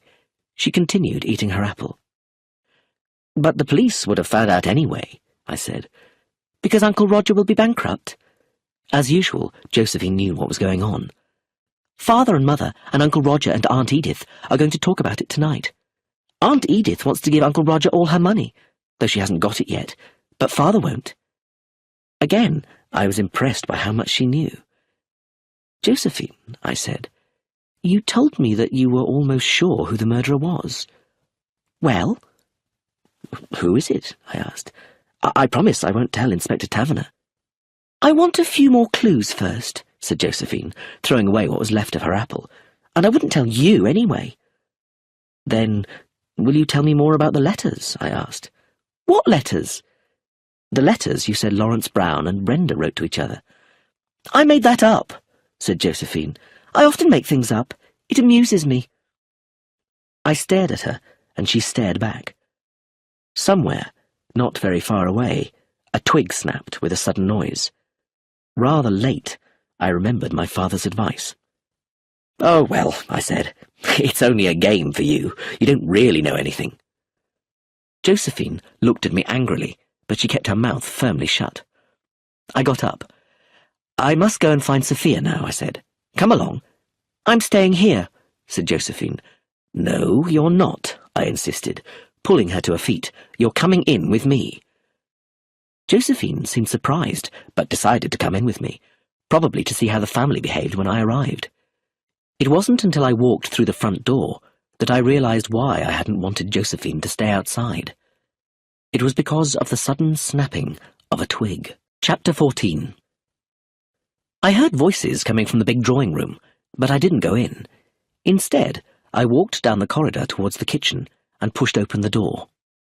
There, I found Nanny, a large, cheerful old woman. I knew she had worked for the family for many years, looking after the children. "It's Mr. Charles, isn't it?" she said. "Come in and have a cup of tea." I sat down in the big, comfortable kitchen, and Nanny brought me a cup of tea and 2 sweet biscuits. I felt like a small child again. I felt that I was safe, and that everything was all right because Nanny was there. "Miss Sophia will be glad you're here," said Nanny. "She's be getting rather overexcited." At that moment, the door opened with a rush, and Sophia came in. "Oh, Charles," she said. "Oh, Nanny, I'm so glad he's here." "I know you are, dear." Nanny smiled to herself and went into the room next door and shut the door behind her. I put my arms round Sophia. "Dearest," I said, "you're shaking. What's the matter?" "I'm frightened, Charles," said Sophia. "I'm frightened.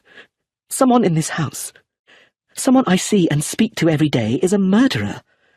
If only I knew who it was." I didn't know what to say. I wished I could take her home with me, away from this house. "And the worst thing is," she whispered, "is that we may never know."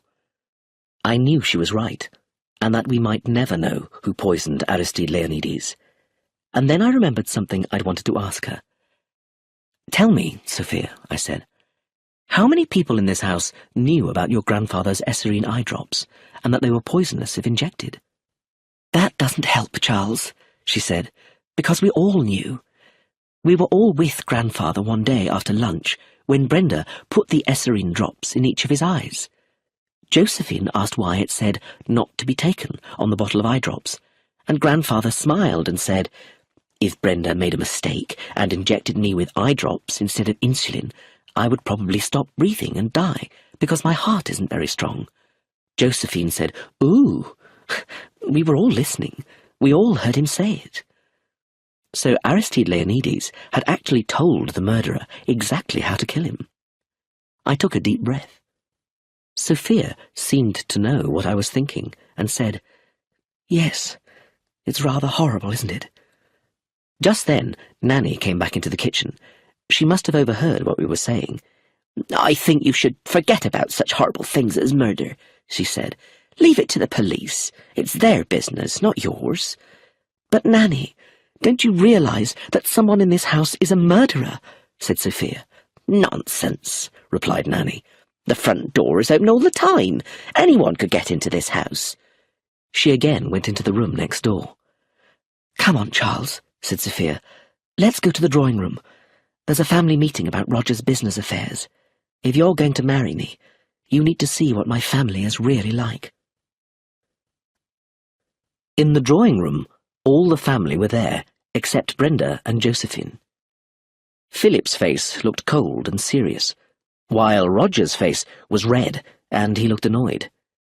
Clemency, who was looking at the paintings on the wall, looked calm and cool, and Edith was sitting up very straight doing some knitting.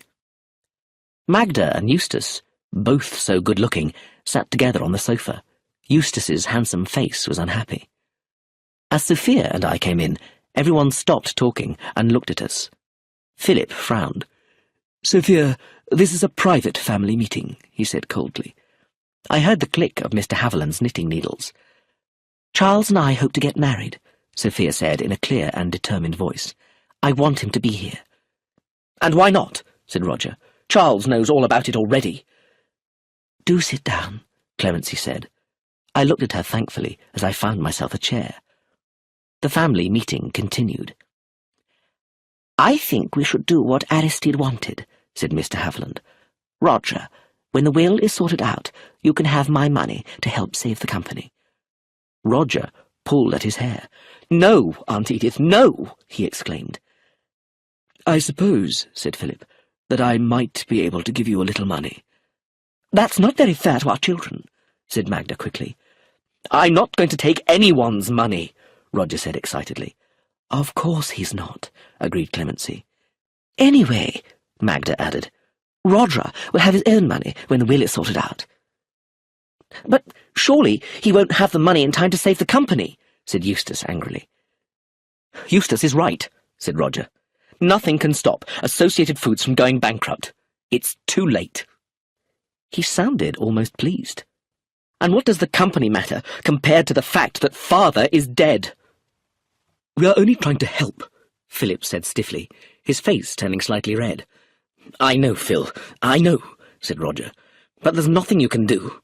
It was all my fault. I was in charge. Yes, Philip said slowly, looking at him. You were in charge. Edith de Havilland stood up.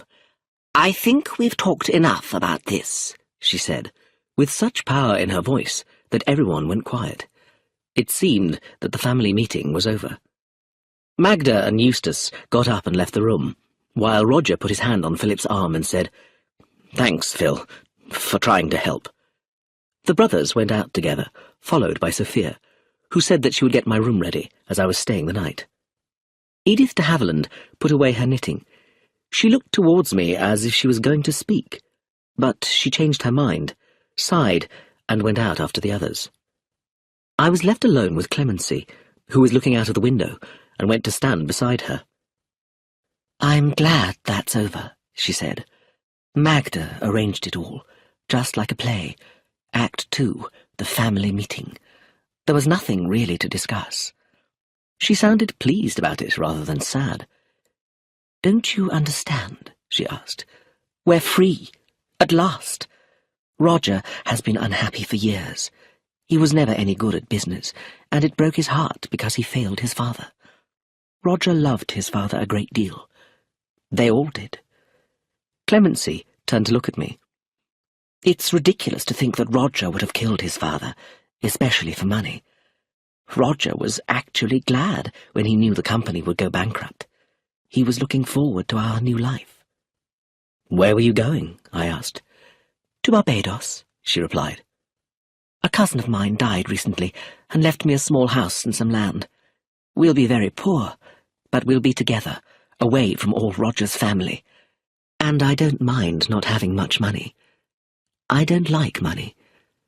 I was happy with my first husband when we were poor, and I didn't love him like I love Roger. She closed her eyes and smiled to herself. I could tell how strong her feelings were, and I was sure that Clemency meant what she said. She wasn't interested in money or living in luxury. Are you still going to Barbados? I asked. Oh, yes, as soon as the police will let us. When everything has been sorted out, we can leave. I hope it doesn't take too long. Clemency, I said, do you have any idea who did this? Any idea at all? She gave me a strange look, and when she spoke, her voice sounded stiff and awkward. I'm a scientist. I deal with facts, not guesses. All I can say is that Brenda and Lawrence are the obvious suspects. So you think they did it? Clemency shrugged her shoulders and stood for a moment as if she was listening. Then she went out of the room, passing Edith de Havilland on the way. Edith came straight over to me. I want to talk to you, she said, about Philip. I hope you didn't get the wrong idea about him. Philip is rather difficult to understand. He may seem cold, but he isn't really. I didn't really think, I began. She didn't let me speak. Philip is really a dear, when you understand him. You see, Aristide loved all his children dearly, but Roger, the oldest, was his true favourite. And I think Philip felt it, and though he always hides his feelings, he suffered, as children do. He's always been jealous of Roger, even if he doesn't realise it himself. So do you think that Philip is secretly pleased that Roger's company has failed? Yes, said Mr. Havilland. I do think that. and it upset me that Philip didn't want to help Roger straight away. Why should he? I said. Roger is a grown man with no children to think about. If he was ill or very poor, his family would help. But I'm sure Roger would prefer to start a new life without their help. Yes, I'm sure he would, said Mr. Haviland, and so would Clemency. She looked at me. I realise that this is all very difficult for Sophia, she continued. I'm sorry that she has so much to deal with when she is still so young. I love them all, you know, Roger and Philip, and now Sophia, Eustace and Josephine. I love all my sister's children and grandchildren. She paused for a few moments. Yes, I love them dearly, but not too much, she added, before turning abruptly and going out of the room. I had the feeling that her last remark was important, but I did not understand it. Chapter 15. Your room's ready, said Sophia. We stood together, looking out of the window at the grey and windy garden. It was getting dark outside, and as we watched, 2 people came through the hedge and walked back towards the house. The first person was Brenda Leonides. She was wearing a grey fur coat and moved quickly and easily like a cat. As she passed the window, I saw that she was smiling. A few minutes later, we saw Lawrence Brown walk through the hedge. It didn't look as if he and Brenda had been for a normal walk. There was something secretive in the way they returned to the house. I wondered if it was Brenda's or Lawrence's foot that had snapped the twig. That made me think of Josephine, and I asked Sophia where she was. She's probably with Eustace in the schoolroom, Sophia replied. I'm worried about Eustace. Why? She frowned. He's behaving so strangely lately, since he's been ill. I don't know what he's thinking. Sometimes he seems to hate us all. He'll probably change as he gets older. It's just a temporary thing. Yes, I suppose so, said Sophia. But I do worry. Perhaps because Mother and Father don't. I didn't notice until I came back from the war, but they are a strange couple. Father lives in the past with his history books, and Mother makes everything into a scene from a play. She arranged that meeting tonight because she was bored and wanted a dramatic scene.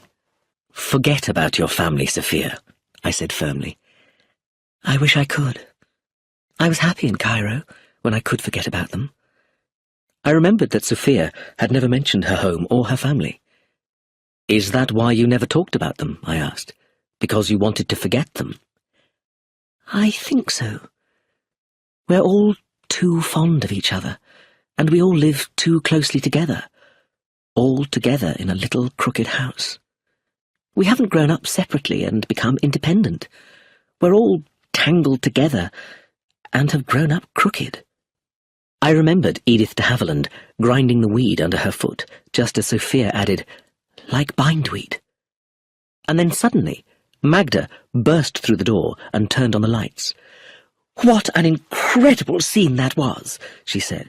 Eustace was so annoyed, and I love it when Roger gets angry and pulls his hair. And Edith really meant it when she offered Roger her money. She'd do anything for this family.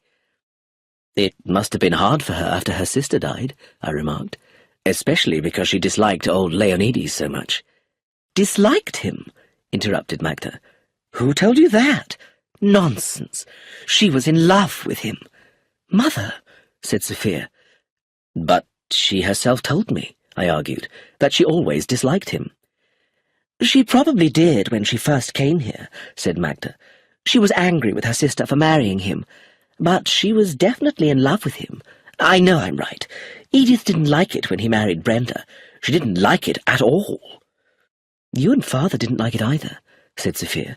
No, of course we didn't, said Magda, but Edith hated it most.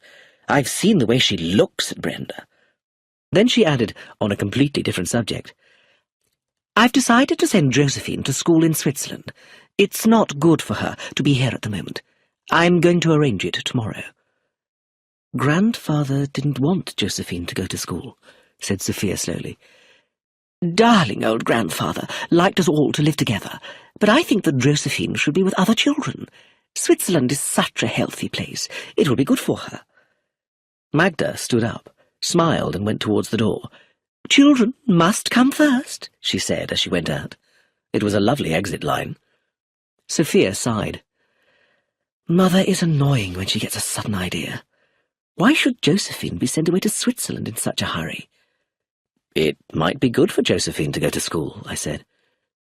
"Grandfather didn't think so," argued Sophia. I was slightly irritated. Did such an old man really know what was best for Josephine? I asked. "He did know best," insisted Sophia, "though I admit that Josephine is rather difficult. She likes to sneak around and spy on people, but only because she's playing at being a detective." I thought about how Josephine seemed to know everything that happened in the house.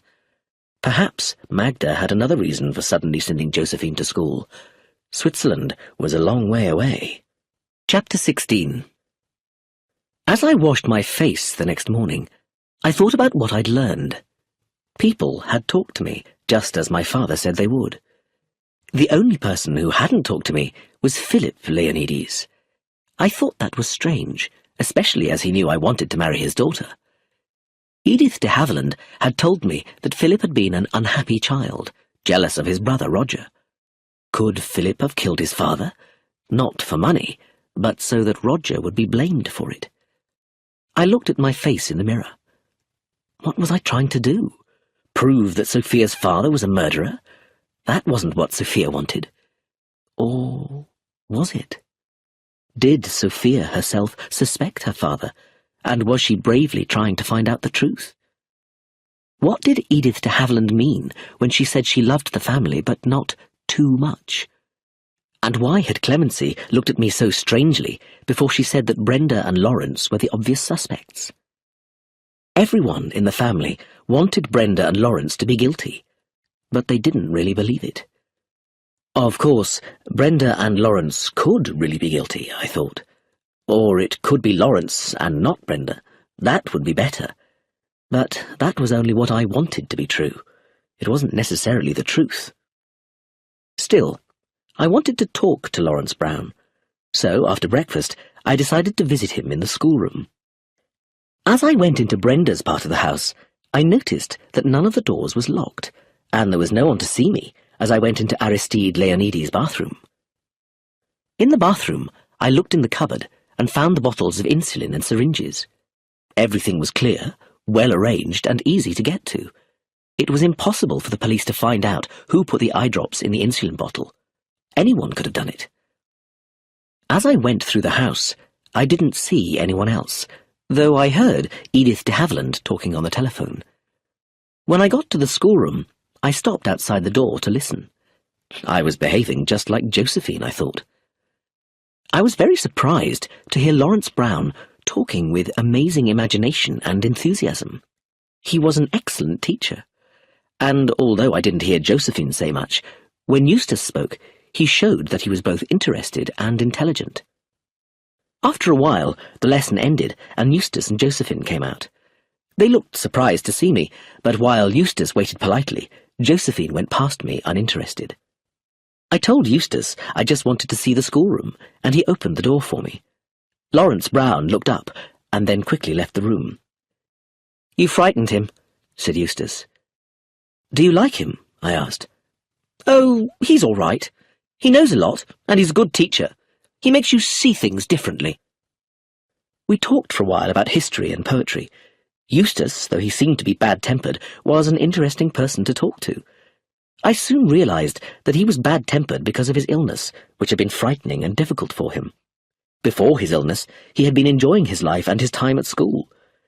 "I wish I was well enough to go back to school," he told me. "I was going to be in the football team. I hate staying home and having lessons with Josephine. She's only 12. I said that Josephine was quite an intelligent girl for her age. "I don't think so," said her brother arrogantly. "She's pretending to be a detective at the moment, sneaking around and writing things down in a little black book. It's just silly. Mother is quite right to send her to school." "Won't you miss her?" I asked. "Miss Josephine? Of course not," said Eustace. "She's only a kid. Really, all my family are impossible to live with. Mother's always making a big drama about nothing, and Father's shut away with his books." I remembered how sensitive and embarrassed about my family I had been when I was 16. "What about your grandfather?" I said. "Do you miss him?" A curious expression showed on Eustace's face. "All grandfather thought about was how to make money," he said.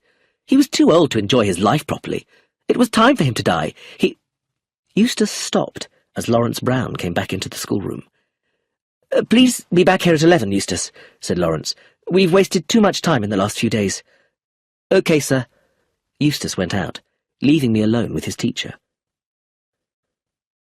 Lawrence Brown was looking at me nervously. "How are other police getting on?" he asked. His nose twitched, reminding me of a mouse in a trap. "Are they going to arrest anyone soon?" "I don't know," I replied. Lawrence became even more nervous. "You don't know what it's like," he said quickly. "Not knowing what the police really want. They keep asking strange questions." I let him keep talking. "What Chief Inspector Taverner suggested about Brenda Leonides and me," he continued. "It's just not true. The family has never liked me." His hands began to shake. "They are rich and powerful, and I'm only a teacher. I didn't fight in the war. I knew I couldn't kill anyone. Everyone's always laughed at me. I always do things wrong. Everyone's against me. Whoever killed Mr. Leonides arranged it so that I would be suspected." "What about Brenda Leonides?" I asked. Lawrence's face reddened, and he suddenly behaved less like a mouse and more like a man. "Brenda Leonides is an angel," he said firmly. "She is sweet and kind and would never poison anyone. The police are ridiculous if they suspect her." He went over to a bookcase and began sorting the books. I didn't think he was going to say any more, so I left him alone. As I was walking along the corridor, a door on my left opened, and Josephine suddenly appeared in front of me. Her face and hands were very dirty, and there was a spider's web in her hair. "Where have you been, Josephine?" Through the half-open door, I could see steps leading up to a small attic. Josephine replied briefly, "Up in the attic? Detecting?" "What is there to detect up in the attic?" I asked curiously. "I must wash," was all Josephine said, before going towards the bathroom. At the door, she turned back to me and said, "I think it's time for the next murder, don't you?" "What do you mean, the next murder?" I asked with surprise. "Well, in books there's always a second murder about now. Someone who knows something is killed before they can tell anyone." "You read too many detective stories, Josephine," I said. "Real life isn't like that." The only answer I got was the sound of water from a tap, so I left Josephine to wash. As I went back to the other part of the house, Brenda came out through the drawing-room door and put her hand on my arm. "Well?" she asked, looking up at my face.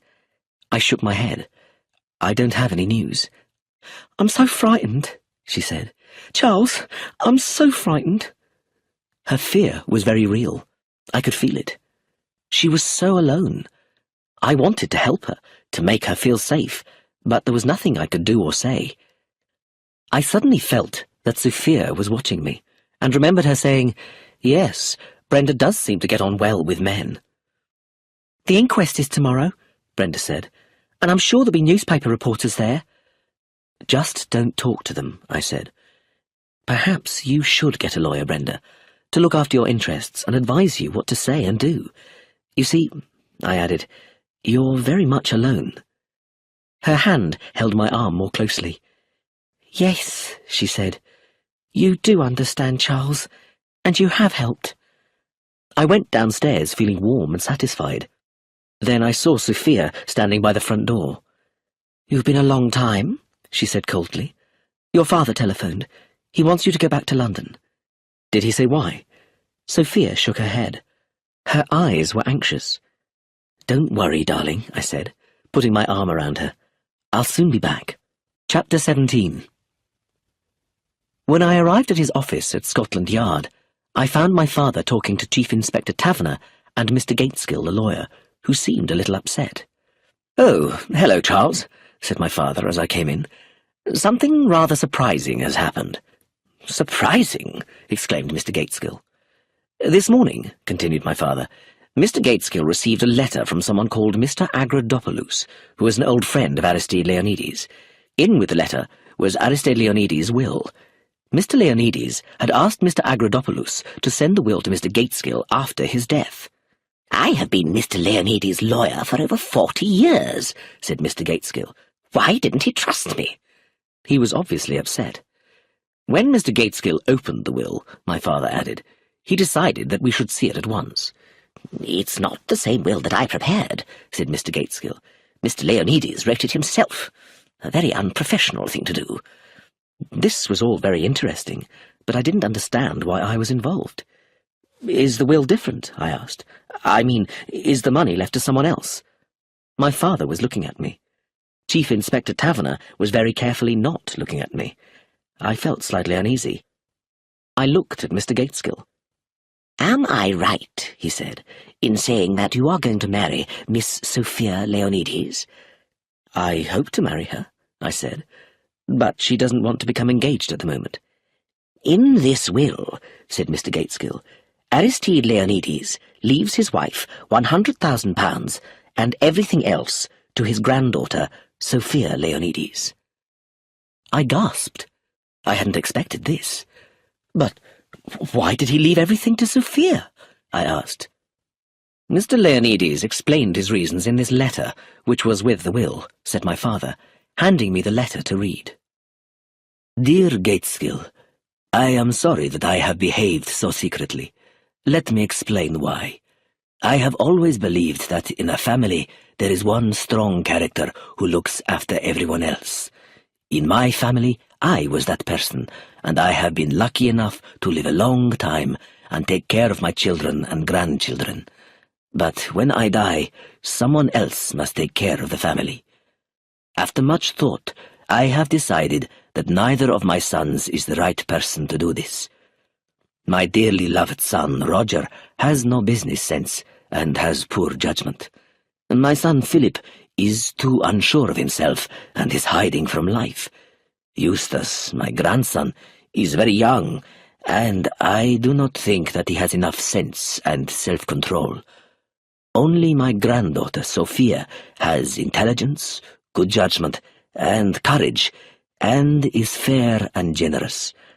I believe she is the best person to take care of the family, including my sister-in-law, Edith de Havilland, to whom I am very grateful for her lifelong care of my children and grandchildren. Now, I must explain why I kept my decision secret from you. I thought it best not to tell the family I was leaving everything to Sophia. I asked you to prepare a will, which I read out to all my family. I put both the wills on my desk and covered them with a piece of paper. When the servants came in, I moved up the piece of paper, and we all signed the will that I wrote myself, not the will that you prepared. Please forgive me for not telling you about this. I am an old man and wanted to keep it secret. Thank you, my dear friend, for all the care you have taken while dealing with my affairs. Give Sophia my love, and ask her to take care of my family. Yours, very sincerely, Aristide Leonides." "Extraordinary," I said, after reading the letter. "Most extraordinary," said Mr. Gateskill. "I repeat, I do think my old friend Mr. Leonides could have trusted me."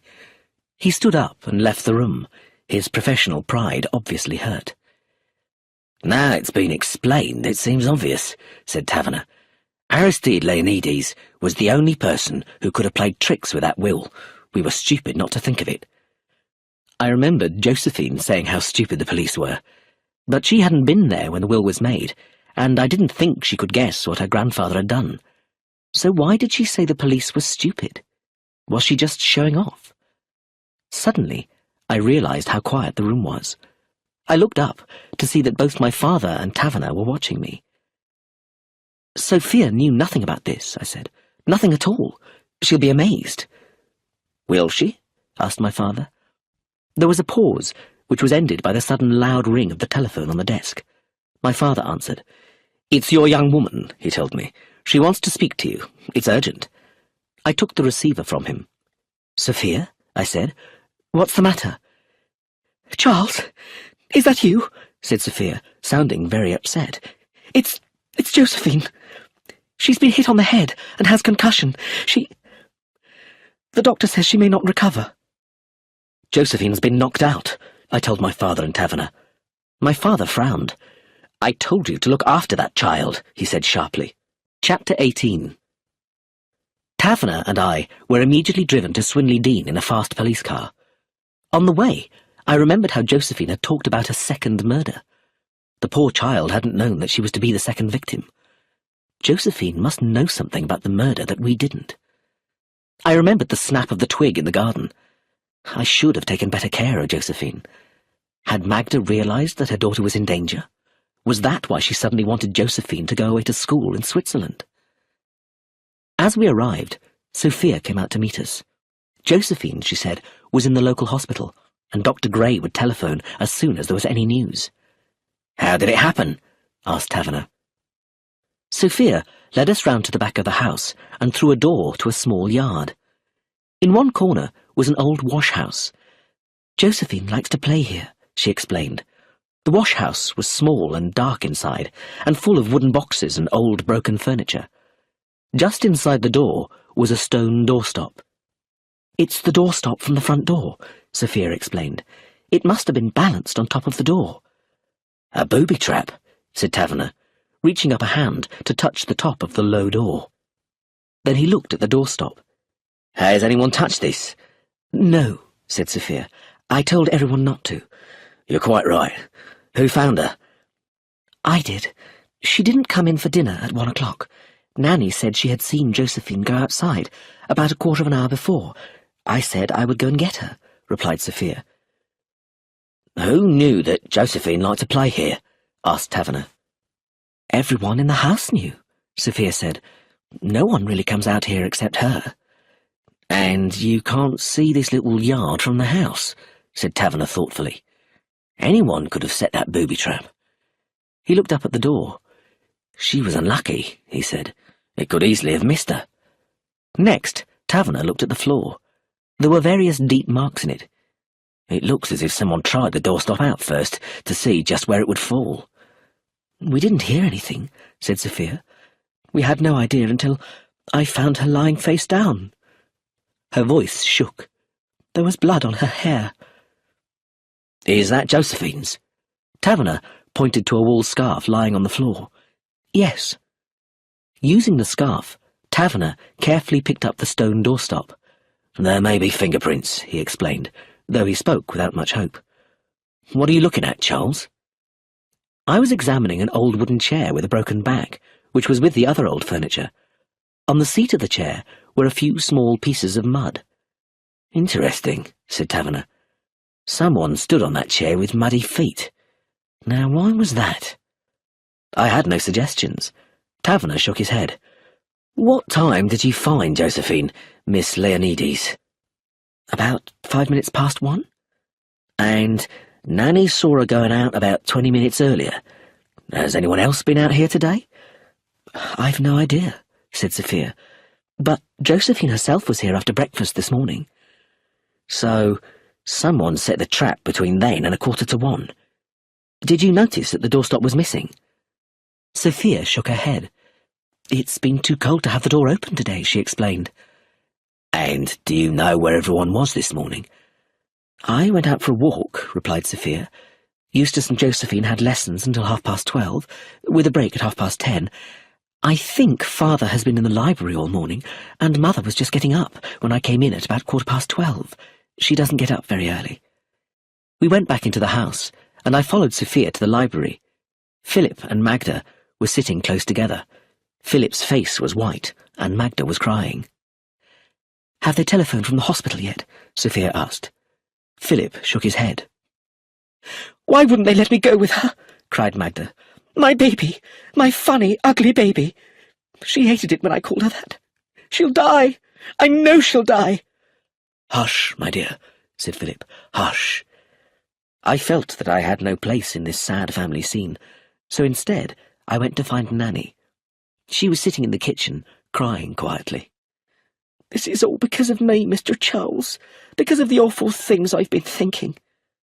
I didn't understand what she meant. "There's wickedness in this house," Nanny continued. "I didn't want to see it or believe it. But somebody killed Mr. Leonides, and the same somebody has tried to kill Josephine." "But why should anyone try to kill Josephine?" I asked. "You know what she's like, Mr. Charles," Nanny said. "She always wants to know things and find out things. You see, she was always a very ordinary little girl, not good-looking like her brother and sister. Her mother sometimes ignored her and said she was ugly. Josephine hated that, and it had a bad effect on her. She started sneaking around and spying on people, but that isn't safe when there's a poisoner about." I murmured in agreement, and then I remembered something. "Do you know where Josephine kept her little black book, where she wrote things down?" I asked Nanny. "I've no idea, Mr. Charles. It wasn't with her when she was found." Had someone taken Josephine's notebook, or had she hidden it in her own room? I thought I would go and look. I went upstairs and stopped. I didn't know where Josephine's room was, but then I heard Taverner calling me. "Come in here," he said. "I'm in the girls' room. It's a real mess." The small room was indeed a mess. Drawers had been pulled out, and their contents thrown on the floor. Everything had been pulled off the small bed.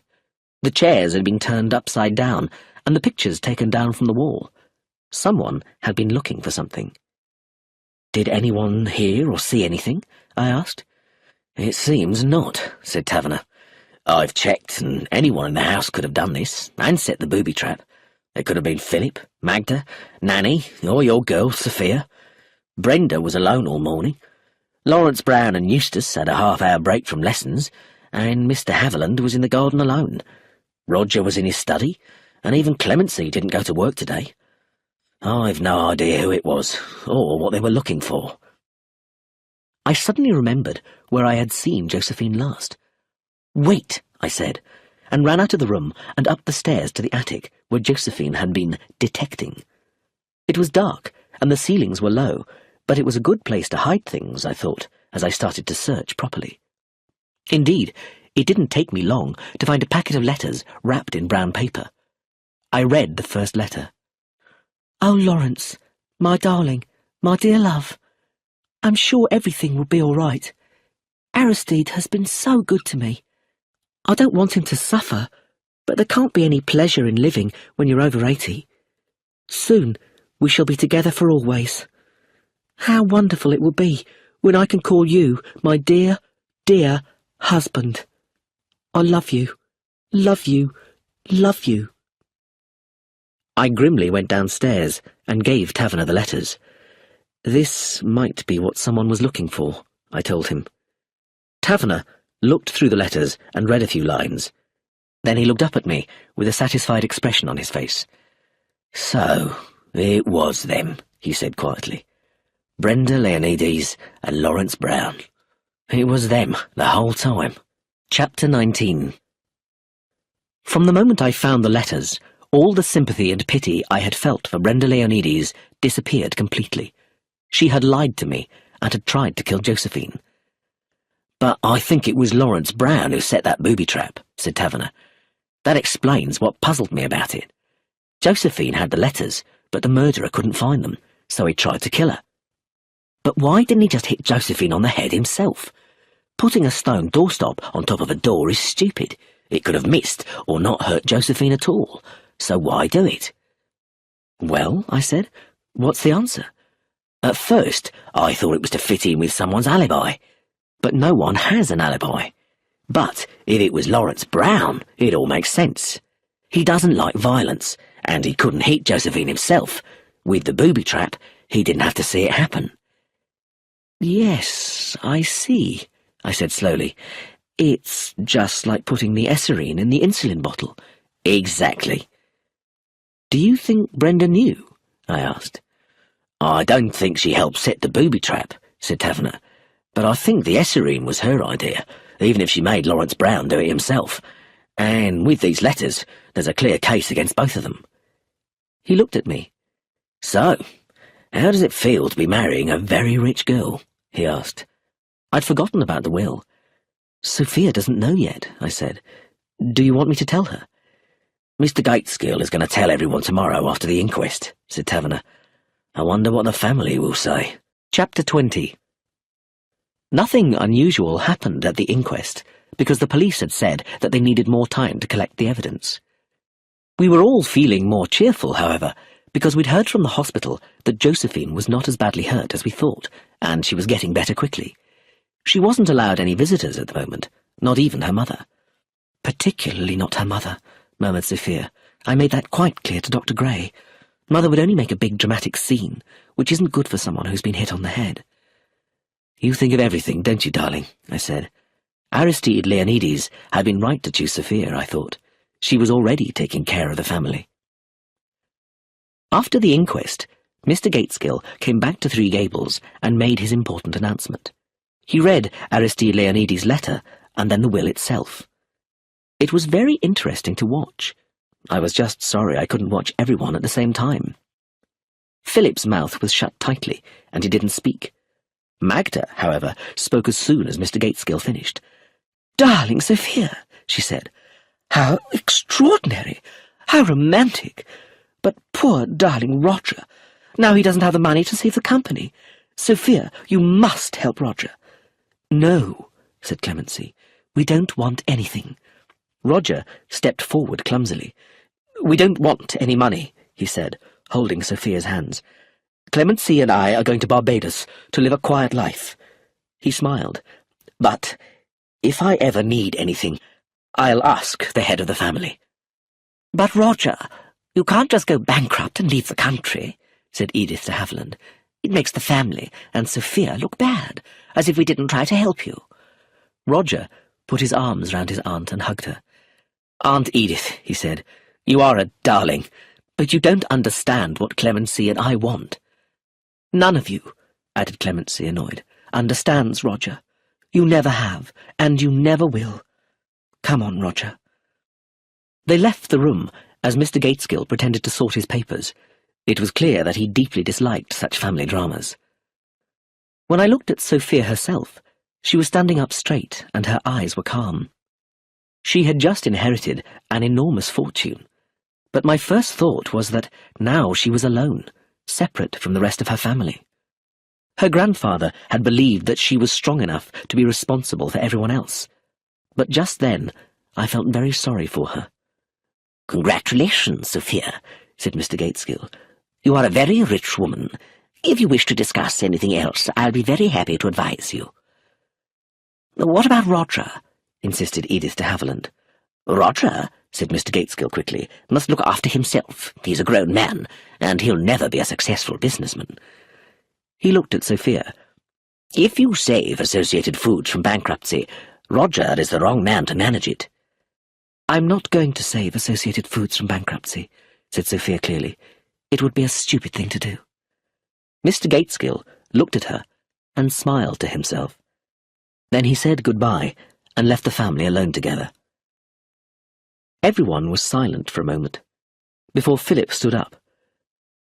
"I must get back to the library," he said. "I have wasted a lot of time."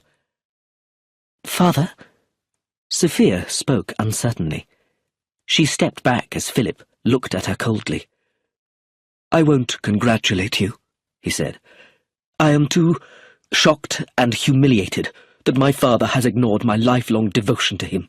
Yes, devotion." For the first time, his emotions broke through. "How could he do this to me?" he exclaimed. "He was always unfair to me. Always."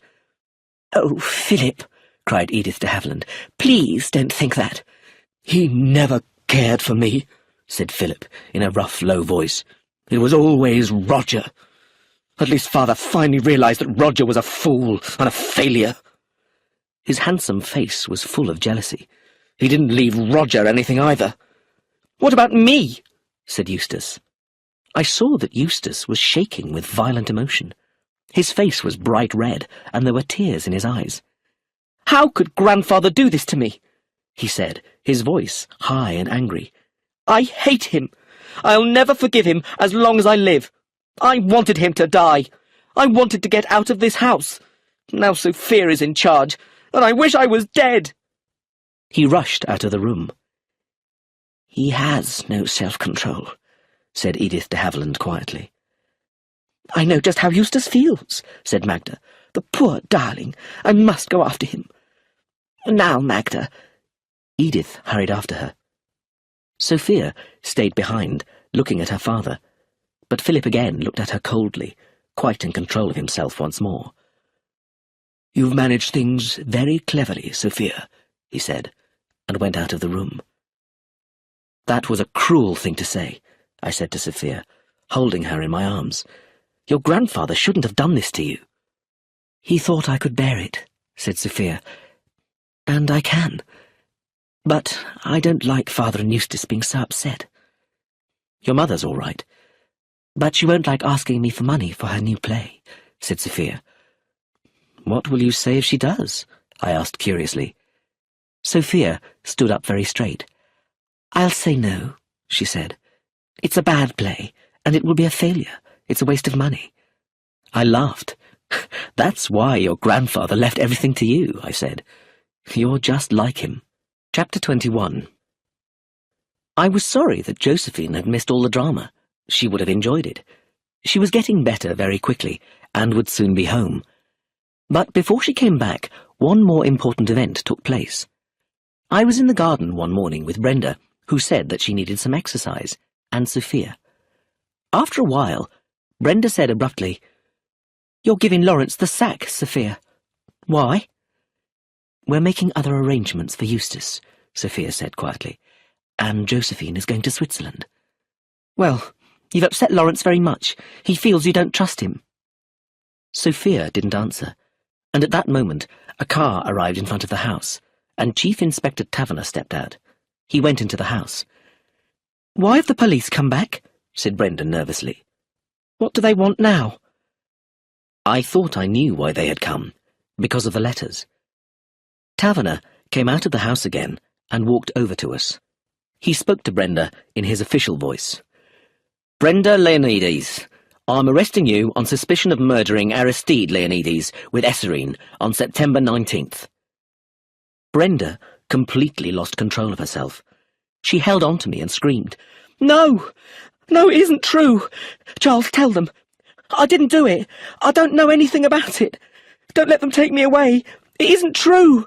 I haven't done anything!" It was a horrible scene. All I could do was try and calm her down. I told her that I would arrange for a lawyer for her, that a lawyer would help her with everything. "Come along, Mrs. Leonides," said Taverner. "We have to go now." "Lawrence," she said, staring at Taverner. "What have you done to Lawrence?" "Mr. Lawrence Brown is also under arrest," said Taverner. At this news, Brenda fell to the ground. The tears fell down her face as Taverner quietly helped her towards the car. Lawrence Brown came out of the house with a police officer, and they all got into the car and drove away. Sophia was pale and upset. "It's horrible, Charles," she said. "You must get her a really good lawyer." She sighed deeply. "But why have they been arrested now?" I explained that the police had found love letters from Brenda and Lawrence. "It is horrible, Sophia," I added. "But isn't it what we wanted? You said yourself it would be all right if the right person had killed your grandfather. Brenda was the right person, wasn't she? Brenda or Lawrence?" "Don't say that, Charles. You make me feel awful." "But it's true, isn't it? Now things can go back to normal, and we can get married. Your family are cleared of suspicion. Of course, none of you really had a motive." Sophia's face suddenly went white. "Except me, Charles," she said. "I had a motive. I knew about the will." "What?" I stared at her. I suddenly felt cold.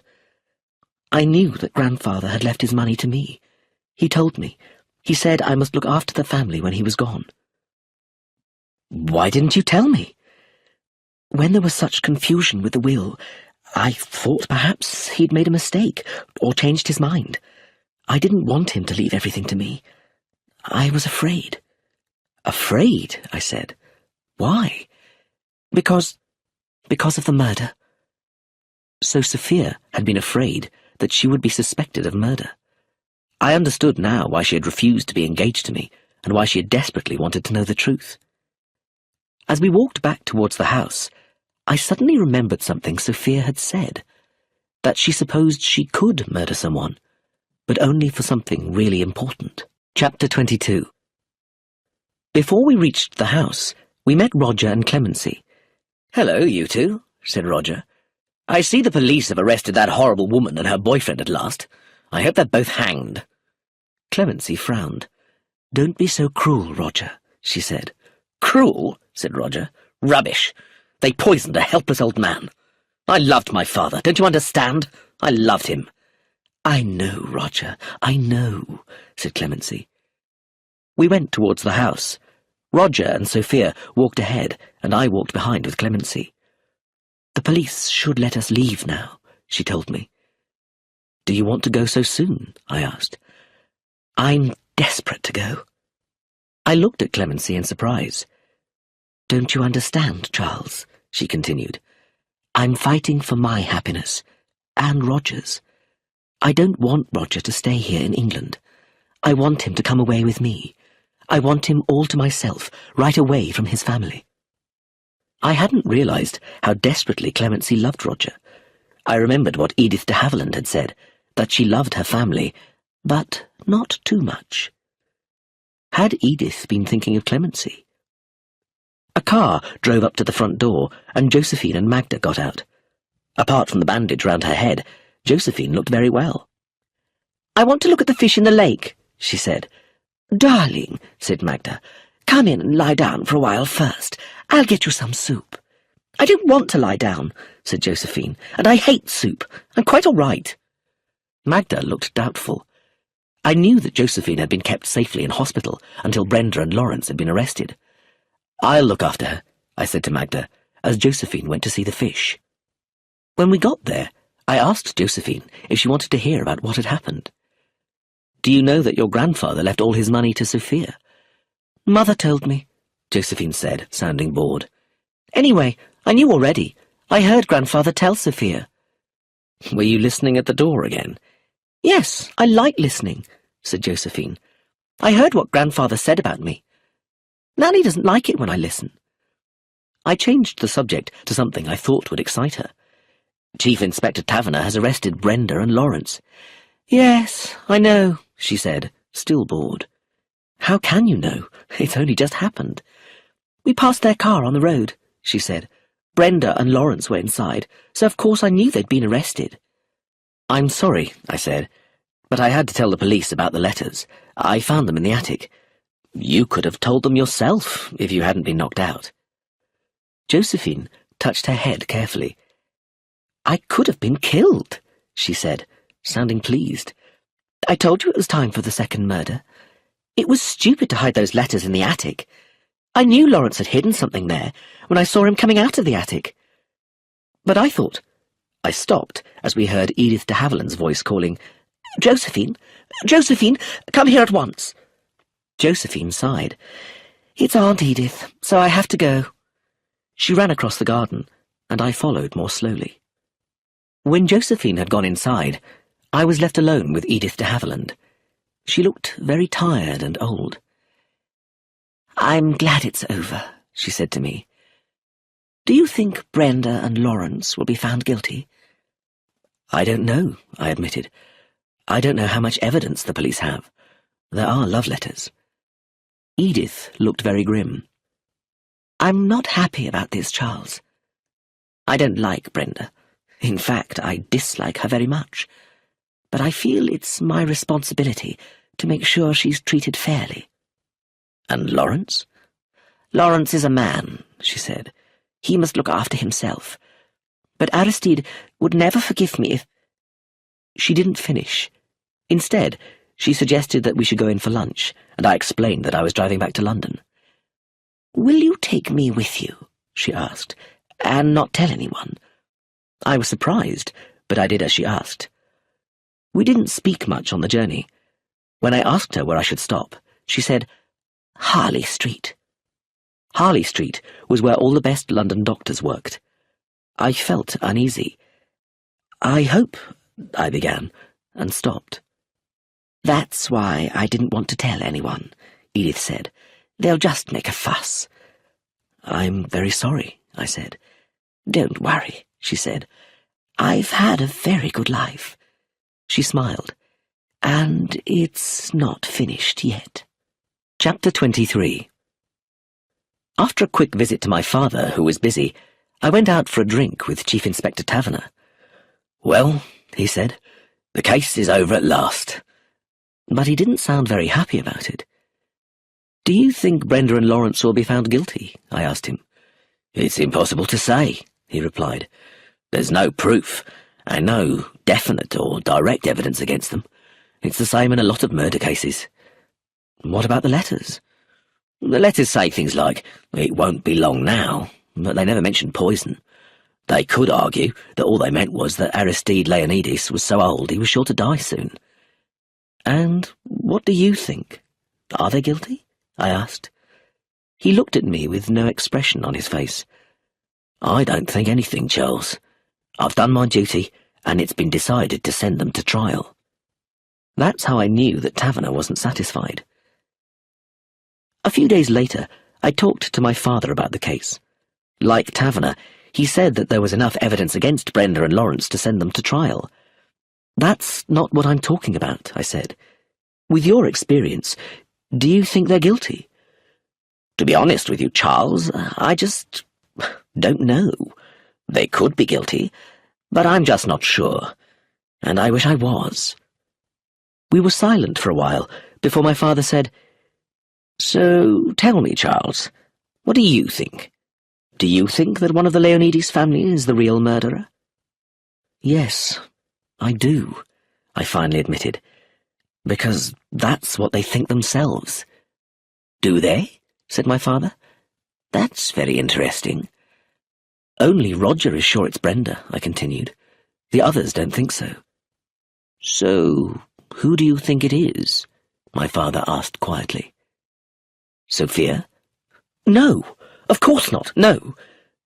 "But you're not completely sure, are you?" said my father.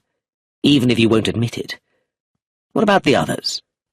"I can think of reasons, though not always good reasons, why they all could have killed Aristide Leonidas," I said. "Philip has always been very jealous of Roger, and he could have poisoned his father to make sure that Roger's company went bankrupt. I don't think Magda is involved, and although she suddenly wants Josephine to go to school in Switzerland, I think it's because she's afraid that Josephine knows something, and she would never hit Josephine on the head." "Why not, Charles?" said my father. "Don't you read the news? Mothers often dislike one or more of their children. Who else is there? What about Roger?" "I'm sure that Roger didn't kill his father, but his wife might have done it. I told him about my conversation with Clemency. And Edith," I continued. "Edith de Havilland might have done it, if she had a good reason, but I don't know why." "Would she hit the child on the head?" "No," I said slowly. "I don't believe she would. Which reminds me, Josephine said something that doesn't fit in, but I can't quite remember what it was." "You'll remember soon," said my father. "Anyone else?" "Well," I said, "it could be Eustace. He didn't like his grandfather, and he has been behaving very strangely. And he's the only one who I think could knock out Josephine if she knew something about him. And she does seem to know everything. She writes it down in a little book." I stopped. "What's the matter?" asked my father. "I've just remembered what Josephine said," I exclaimed. "We thought that Josephine's room was searched because of the letters. But Josephine told me that it was Lawrence who hid the letters in the attic. She saw him and found the letters, but left them where they were." "Well?" "That means that it wasn't the letters that someone was looking for in Josephine's room. It must have been something else. Her little black book where she writes everything down. If Josephine still has that book—" I stood up. "Then she still isn't safe," said my father. "Is that what you were going to say?" "Yes," I said. "She won't be out of danger until she leaves for Switzerland." "I think you're right about the danger," said my father. "You should go to Three Gables at once." "Is it Eustace?" I asked him desperately. "Clemency?" I think the facts point clearly in one direction, my father said gently. I'm surprised you don't see it yourself. I think... At that moment, a police officer knocked on the door. I know you asked not to be disturbed, sir, but Miss Leonides is on the telephone. She says it's urgent. I quickly picked up the telephone and heard Sophia's voice say desperately, Charles, it isn't over. The murderer is still here. What's wrong, Sophia? Is it Josephine? It's not Josephine, said Sophia. It's Nanny. Josephine didn't drink her cocoa and left it on a table. Nanny didn't want to waste it, so she drank it. Poor Nanny. Is she very ill? Oh, Charles, said Sophia. She's dead. Chapter 24. It was like a terrible dream. Taverner and I drove back quickly to Swinley Dean, just as we had before. On the journey, I kept saying to myself that it hadn't been Brenda and Lawrence. They had fallen in love with each other and written romantic letters, but they hadn't poisoned Aristide Leonides or Nanny. As we went through the front door, I saw a big pile of luggage in the hall. Clemency came down the stairs. You're just in time to say goodbye, Charles, she said. We're leaving tonight. But surely you can't go now, I said with surprise. Nanny is dead. Nanny's death has nothing to do with us, said Clemency. Roger and I were upstairs packing, and we didn't come down at all when Josephine's cocoa was on the hall table. Can you prove that? I said.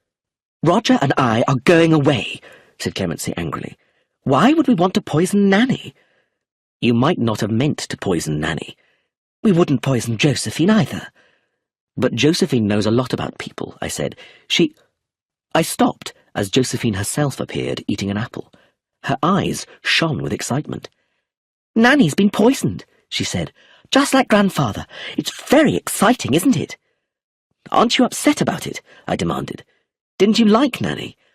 Not really. She was always telling me not to do things. Do you like anybody, Josephine? Asked Clemency. I love Aunt Edith, Josephine said. I love her very much. And I could love Eustace if he let me, but he's so horrible to me. I won't tell him what I found out, that now I know. There was a moment's silence. Josephine stared at Clemency. I heard a noise from behind one of the doors, but when I opened it, there was no one there. I felt uneasy. As Edith de Havilland came down the stairs, I took hold of Josephine's arm and led her firmly into an empty room. I made her sit down in a chair while I sat opposite her. Now, Josephine, I said, we're going to have a talk. What exactly do you know? Do you know who poisoned your cocoa? Josephine nodded. And you know who poisoned your grandfather? Josephine nodded again. And who knocked you on the head? Again, Josephine nodded. Then you're going to tell me everything, now, and then we'll tell the police. I won't, said Josephine. I won't tell the police anything. They're stupid. They thought Brenda and Lawrence did it. I didn't think so, so I made a test, and now I know I'm right. She sounded very pleased with herself. I tried hard to be patient. I know you're very clever, Josephine. She looked pleased. But don't you realize that you're in danger? Of course I am, said Josephine. In some books, lots of people are killed. This isn't a detective story. This is real life. You must tell me what you know. You don't understand, said Josephine. I might not want to tell. I might be fond of the person. She paused. And if I do tell, she continued, I'll do it properly, with everybody sitting together. I'll talk about all the clues, and then say suddenly, it was you. She pointed her finger, just as Edith de Havilland entered the room. Josephine, throw that apple away, said Edith, and wash your hands. I'm taking you out in the car. She looked at me. It's safer out of the house. We'll go and get an ice cream. Josephine looked pleased. Can I have two? Perhaps, said Edith. Now go and get your coat. It's cold outside today. Charles, can you go with her? I must quickly write a few letters. She sat down at the desk, and I went upstairs with Josephine. Sophia came into the room, looking pale and nervous, as Josephine was getting ready. Charles, she said with surprise. I didn't know you were here. I'm going out with Aunt Edith, said Josephine importantly. We're going to have ice creams. Sophia frowned as we went back downstairs to find Edith, who was just putting her 2 letters into envelopes. "It's quite a nice day," said Edith. "Cold, but clear." She was silent for a moment, looking down at the letters in her hand. Then she turned and kissed Sophia. "Goodbye, dear," Edith said. "Don't worry too much. Some things just have to be accepted." She and Josephine got into the car and waved to us as they drove off. "I suppose it's better to keep Josephine away for a while," I said, "but she must tell us what she knows." "She probably doesn't know anything," Sophia said. "She's just showing off and making herself look important." "I think it's more than that," I said. "Do they know yet what poison was in the cocoa?" "They think it's Aunt Edith's heart medicine. There was a bottle full of pills, but now it's empty." "Isn't the medicine kept locked up?" "Yes," replied Sophia, "but the key is quite easy to find." "But who was it?" I said. "What do you think, Sophia?" "I don't know," she whispered. "It's like a bad dream. Come outside with me, Charles. It's safer outside. I'm afraid to stay in this house." Chapter 25. We stayed outside in the garden for a long time. We didn't talk about the murders. Instead, Sophia talked fondly about Nanny, the games they had played with her, and the stories she had told them. I think this made Sophia feel better. I wondered what Taverner was doing. More policemen had arrived, and Nanny's body had been taken away. At last, it was almost dark. "We should go inside," said Sophia, with a shiver. "Aunt Edith and Josephine haven't come back yet. Surely they should be back by now." I felt uneasy. What had happened to them? We went inside and had tea with Magda. Philip stayed in the library. Magda didn't speak much, except to ask, "Where are Edith and Josephine? They're out very late." I felt even more uneasy, so I went to speak to Taverner. "The police will let us know if there's any news," I told Sophia, who was alone in the room when I got back. "I'm worried, Charles," she said. "Something must have happened." "It's not really late yet." "She kissed me goodbye," said Sophia, with a strange expression on her face. I didn't understand what she meant. We sat there for a while, pretending to read. It was 6:30 when Taverner opened the door, and his serious face warned us that something was wrong. "I'm sorry," he said. "I have bad news. We found Edith de Haviland's car at the bottom of the nearby stone quarry. Both people inside are dead, killed immediately." "Josephine!" Magda was standing at the door. Her voice rose as she cried, "Josephine, my baby!" Sophia put her arms round her mother. "Wait a moment," I said, as I remembered something.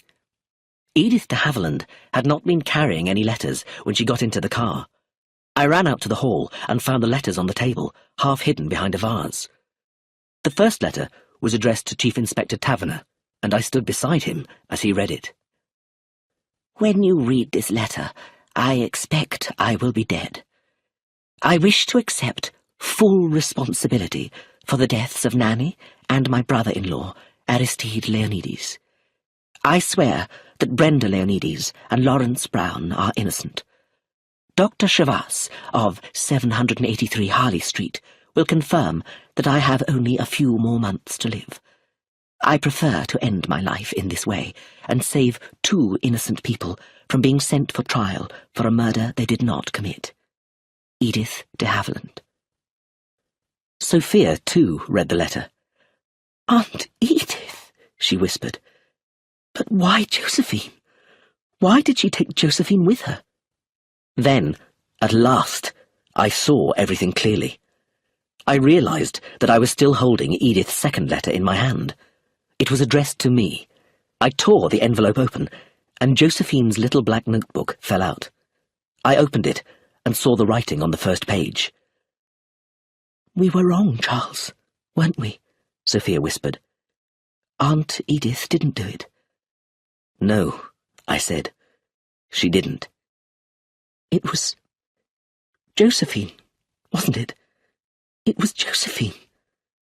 Together, we looked down at the first page in the little black notebook. "Today, I killed grandfather. Chapter 26. Afterwards, I wondered how I could have been so blind. The truth was so obvious. Josephine, and only Josephine, was vain and self-important. She had loved to talk about the murder, and about how clever she was, and how stupid the police were. Because she was a child, I had never thought that Josephine could be the murderer. But both murders could easily have been committed by a child. In fact, her grandfather himself had told Josephine exactly what to do, and she read so many detective stories that she would know about fingerprints. She had attacked herself, not really realizing that she could have been killed. There was a clue: the mud on the seat of the old chair. Josephine was the only person who would need to climb up on a chair to balance the heavy stone doorstop on the top of the door. Obviously, it had missed her a few times. The marks in the floor showed that. But she had tried again, using her scarf so she didn't leave any fingerprints. Finally, the doorstop had hit her. We had all thought that Josephine was in danger, just as she wanted. She knew something. She had been attacked. I realized how she had carefully shown me, on purpose, where the attic was, so I found the letters, and she had made the mess in her room herself. But when she came back from hospital, Josephine was unhappy. The case was over. Brenda and Lawrence had been arrested, and she herself wasn't getting much attention. So she stole Edith de Havilland's heart medicine, poisoned her own cocoa, and left the cup on the hall table. Did she know that Nanny would drink it? Possibly. Did Nanny, with a lifetime of experience with children, suspect Josephine? And Edith? Had she suspected too, or had she known? I looked down at the letter in my hand. Dear Charles, this letter is just for you, and for Sophia, if you want to show it to her. I want someone to know the truth. I found Josephine's little notebook hidden in the garden. It confirms what I already suspected. I don't know if what I'm doing is right or wrong, but my life is nearly over, and I don't want Josephine to suffer for what she has done. If I am wrong, I hope I can be forgiven. I did it out of love. Bless you both, Edith de Havilland. I gave the letter to Sophia, and when she had read it, we opened Josephine's little black notebook.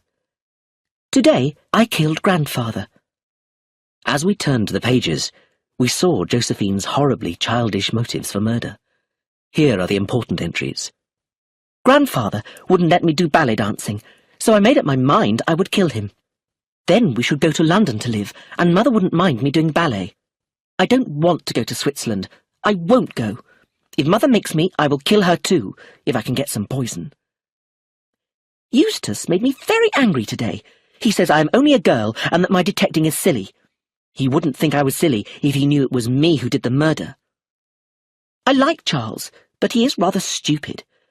I have not decided yet who I shall say has done the murder. Perhaps Brenda and Lawrence. Brenda is horrible to me, but I like Lawrence. Her last words were, I hate Nanny. I hate her. She says I'm only a little girl. She says I show off. She's making Mother send me away. I'm going to kill her too. I think Aunt Edith's medicine will do it. If there is another murder, then the police will come back and it will all be exciting again. Nanny's dead. I'm glad. I haven't decided yet where I'll hide the bottle with the pills. Perhaps in Aunt Clemency's room, or in Eustace's room. When I'm dead, I shall leave this notebook behind for the Chief of Police, and they will see what a great criminal I was. I closed the book. Sophia was crying. Oh, Charles, it's so awful.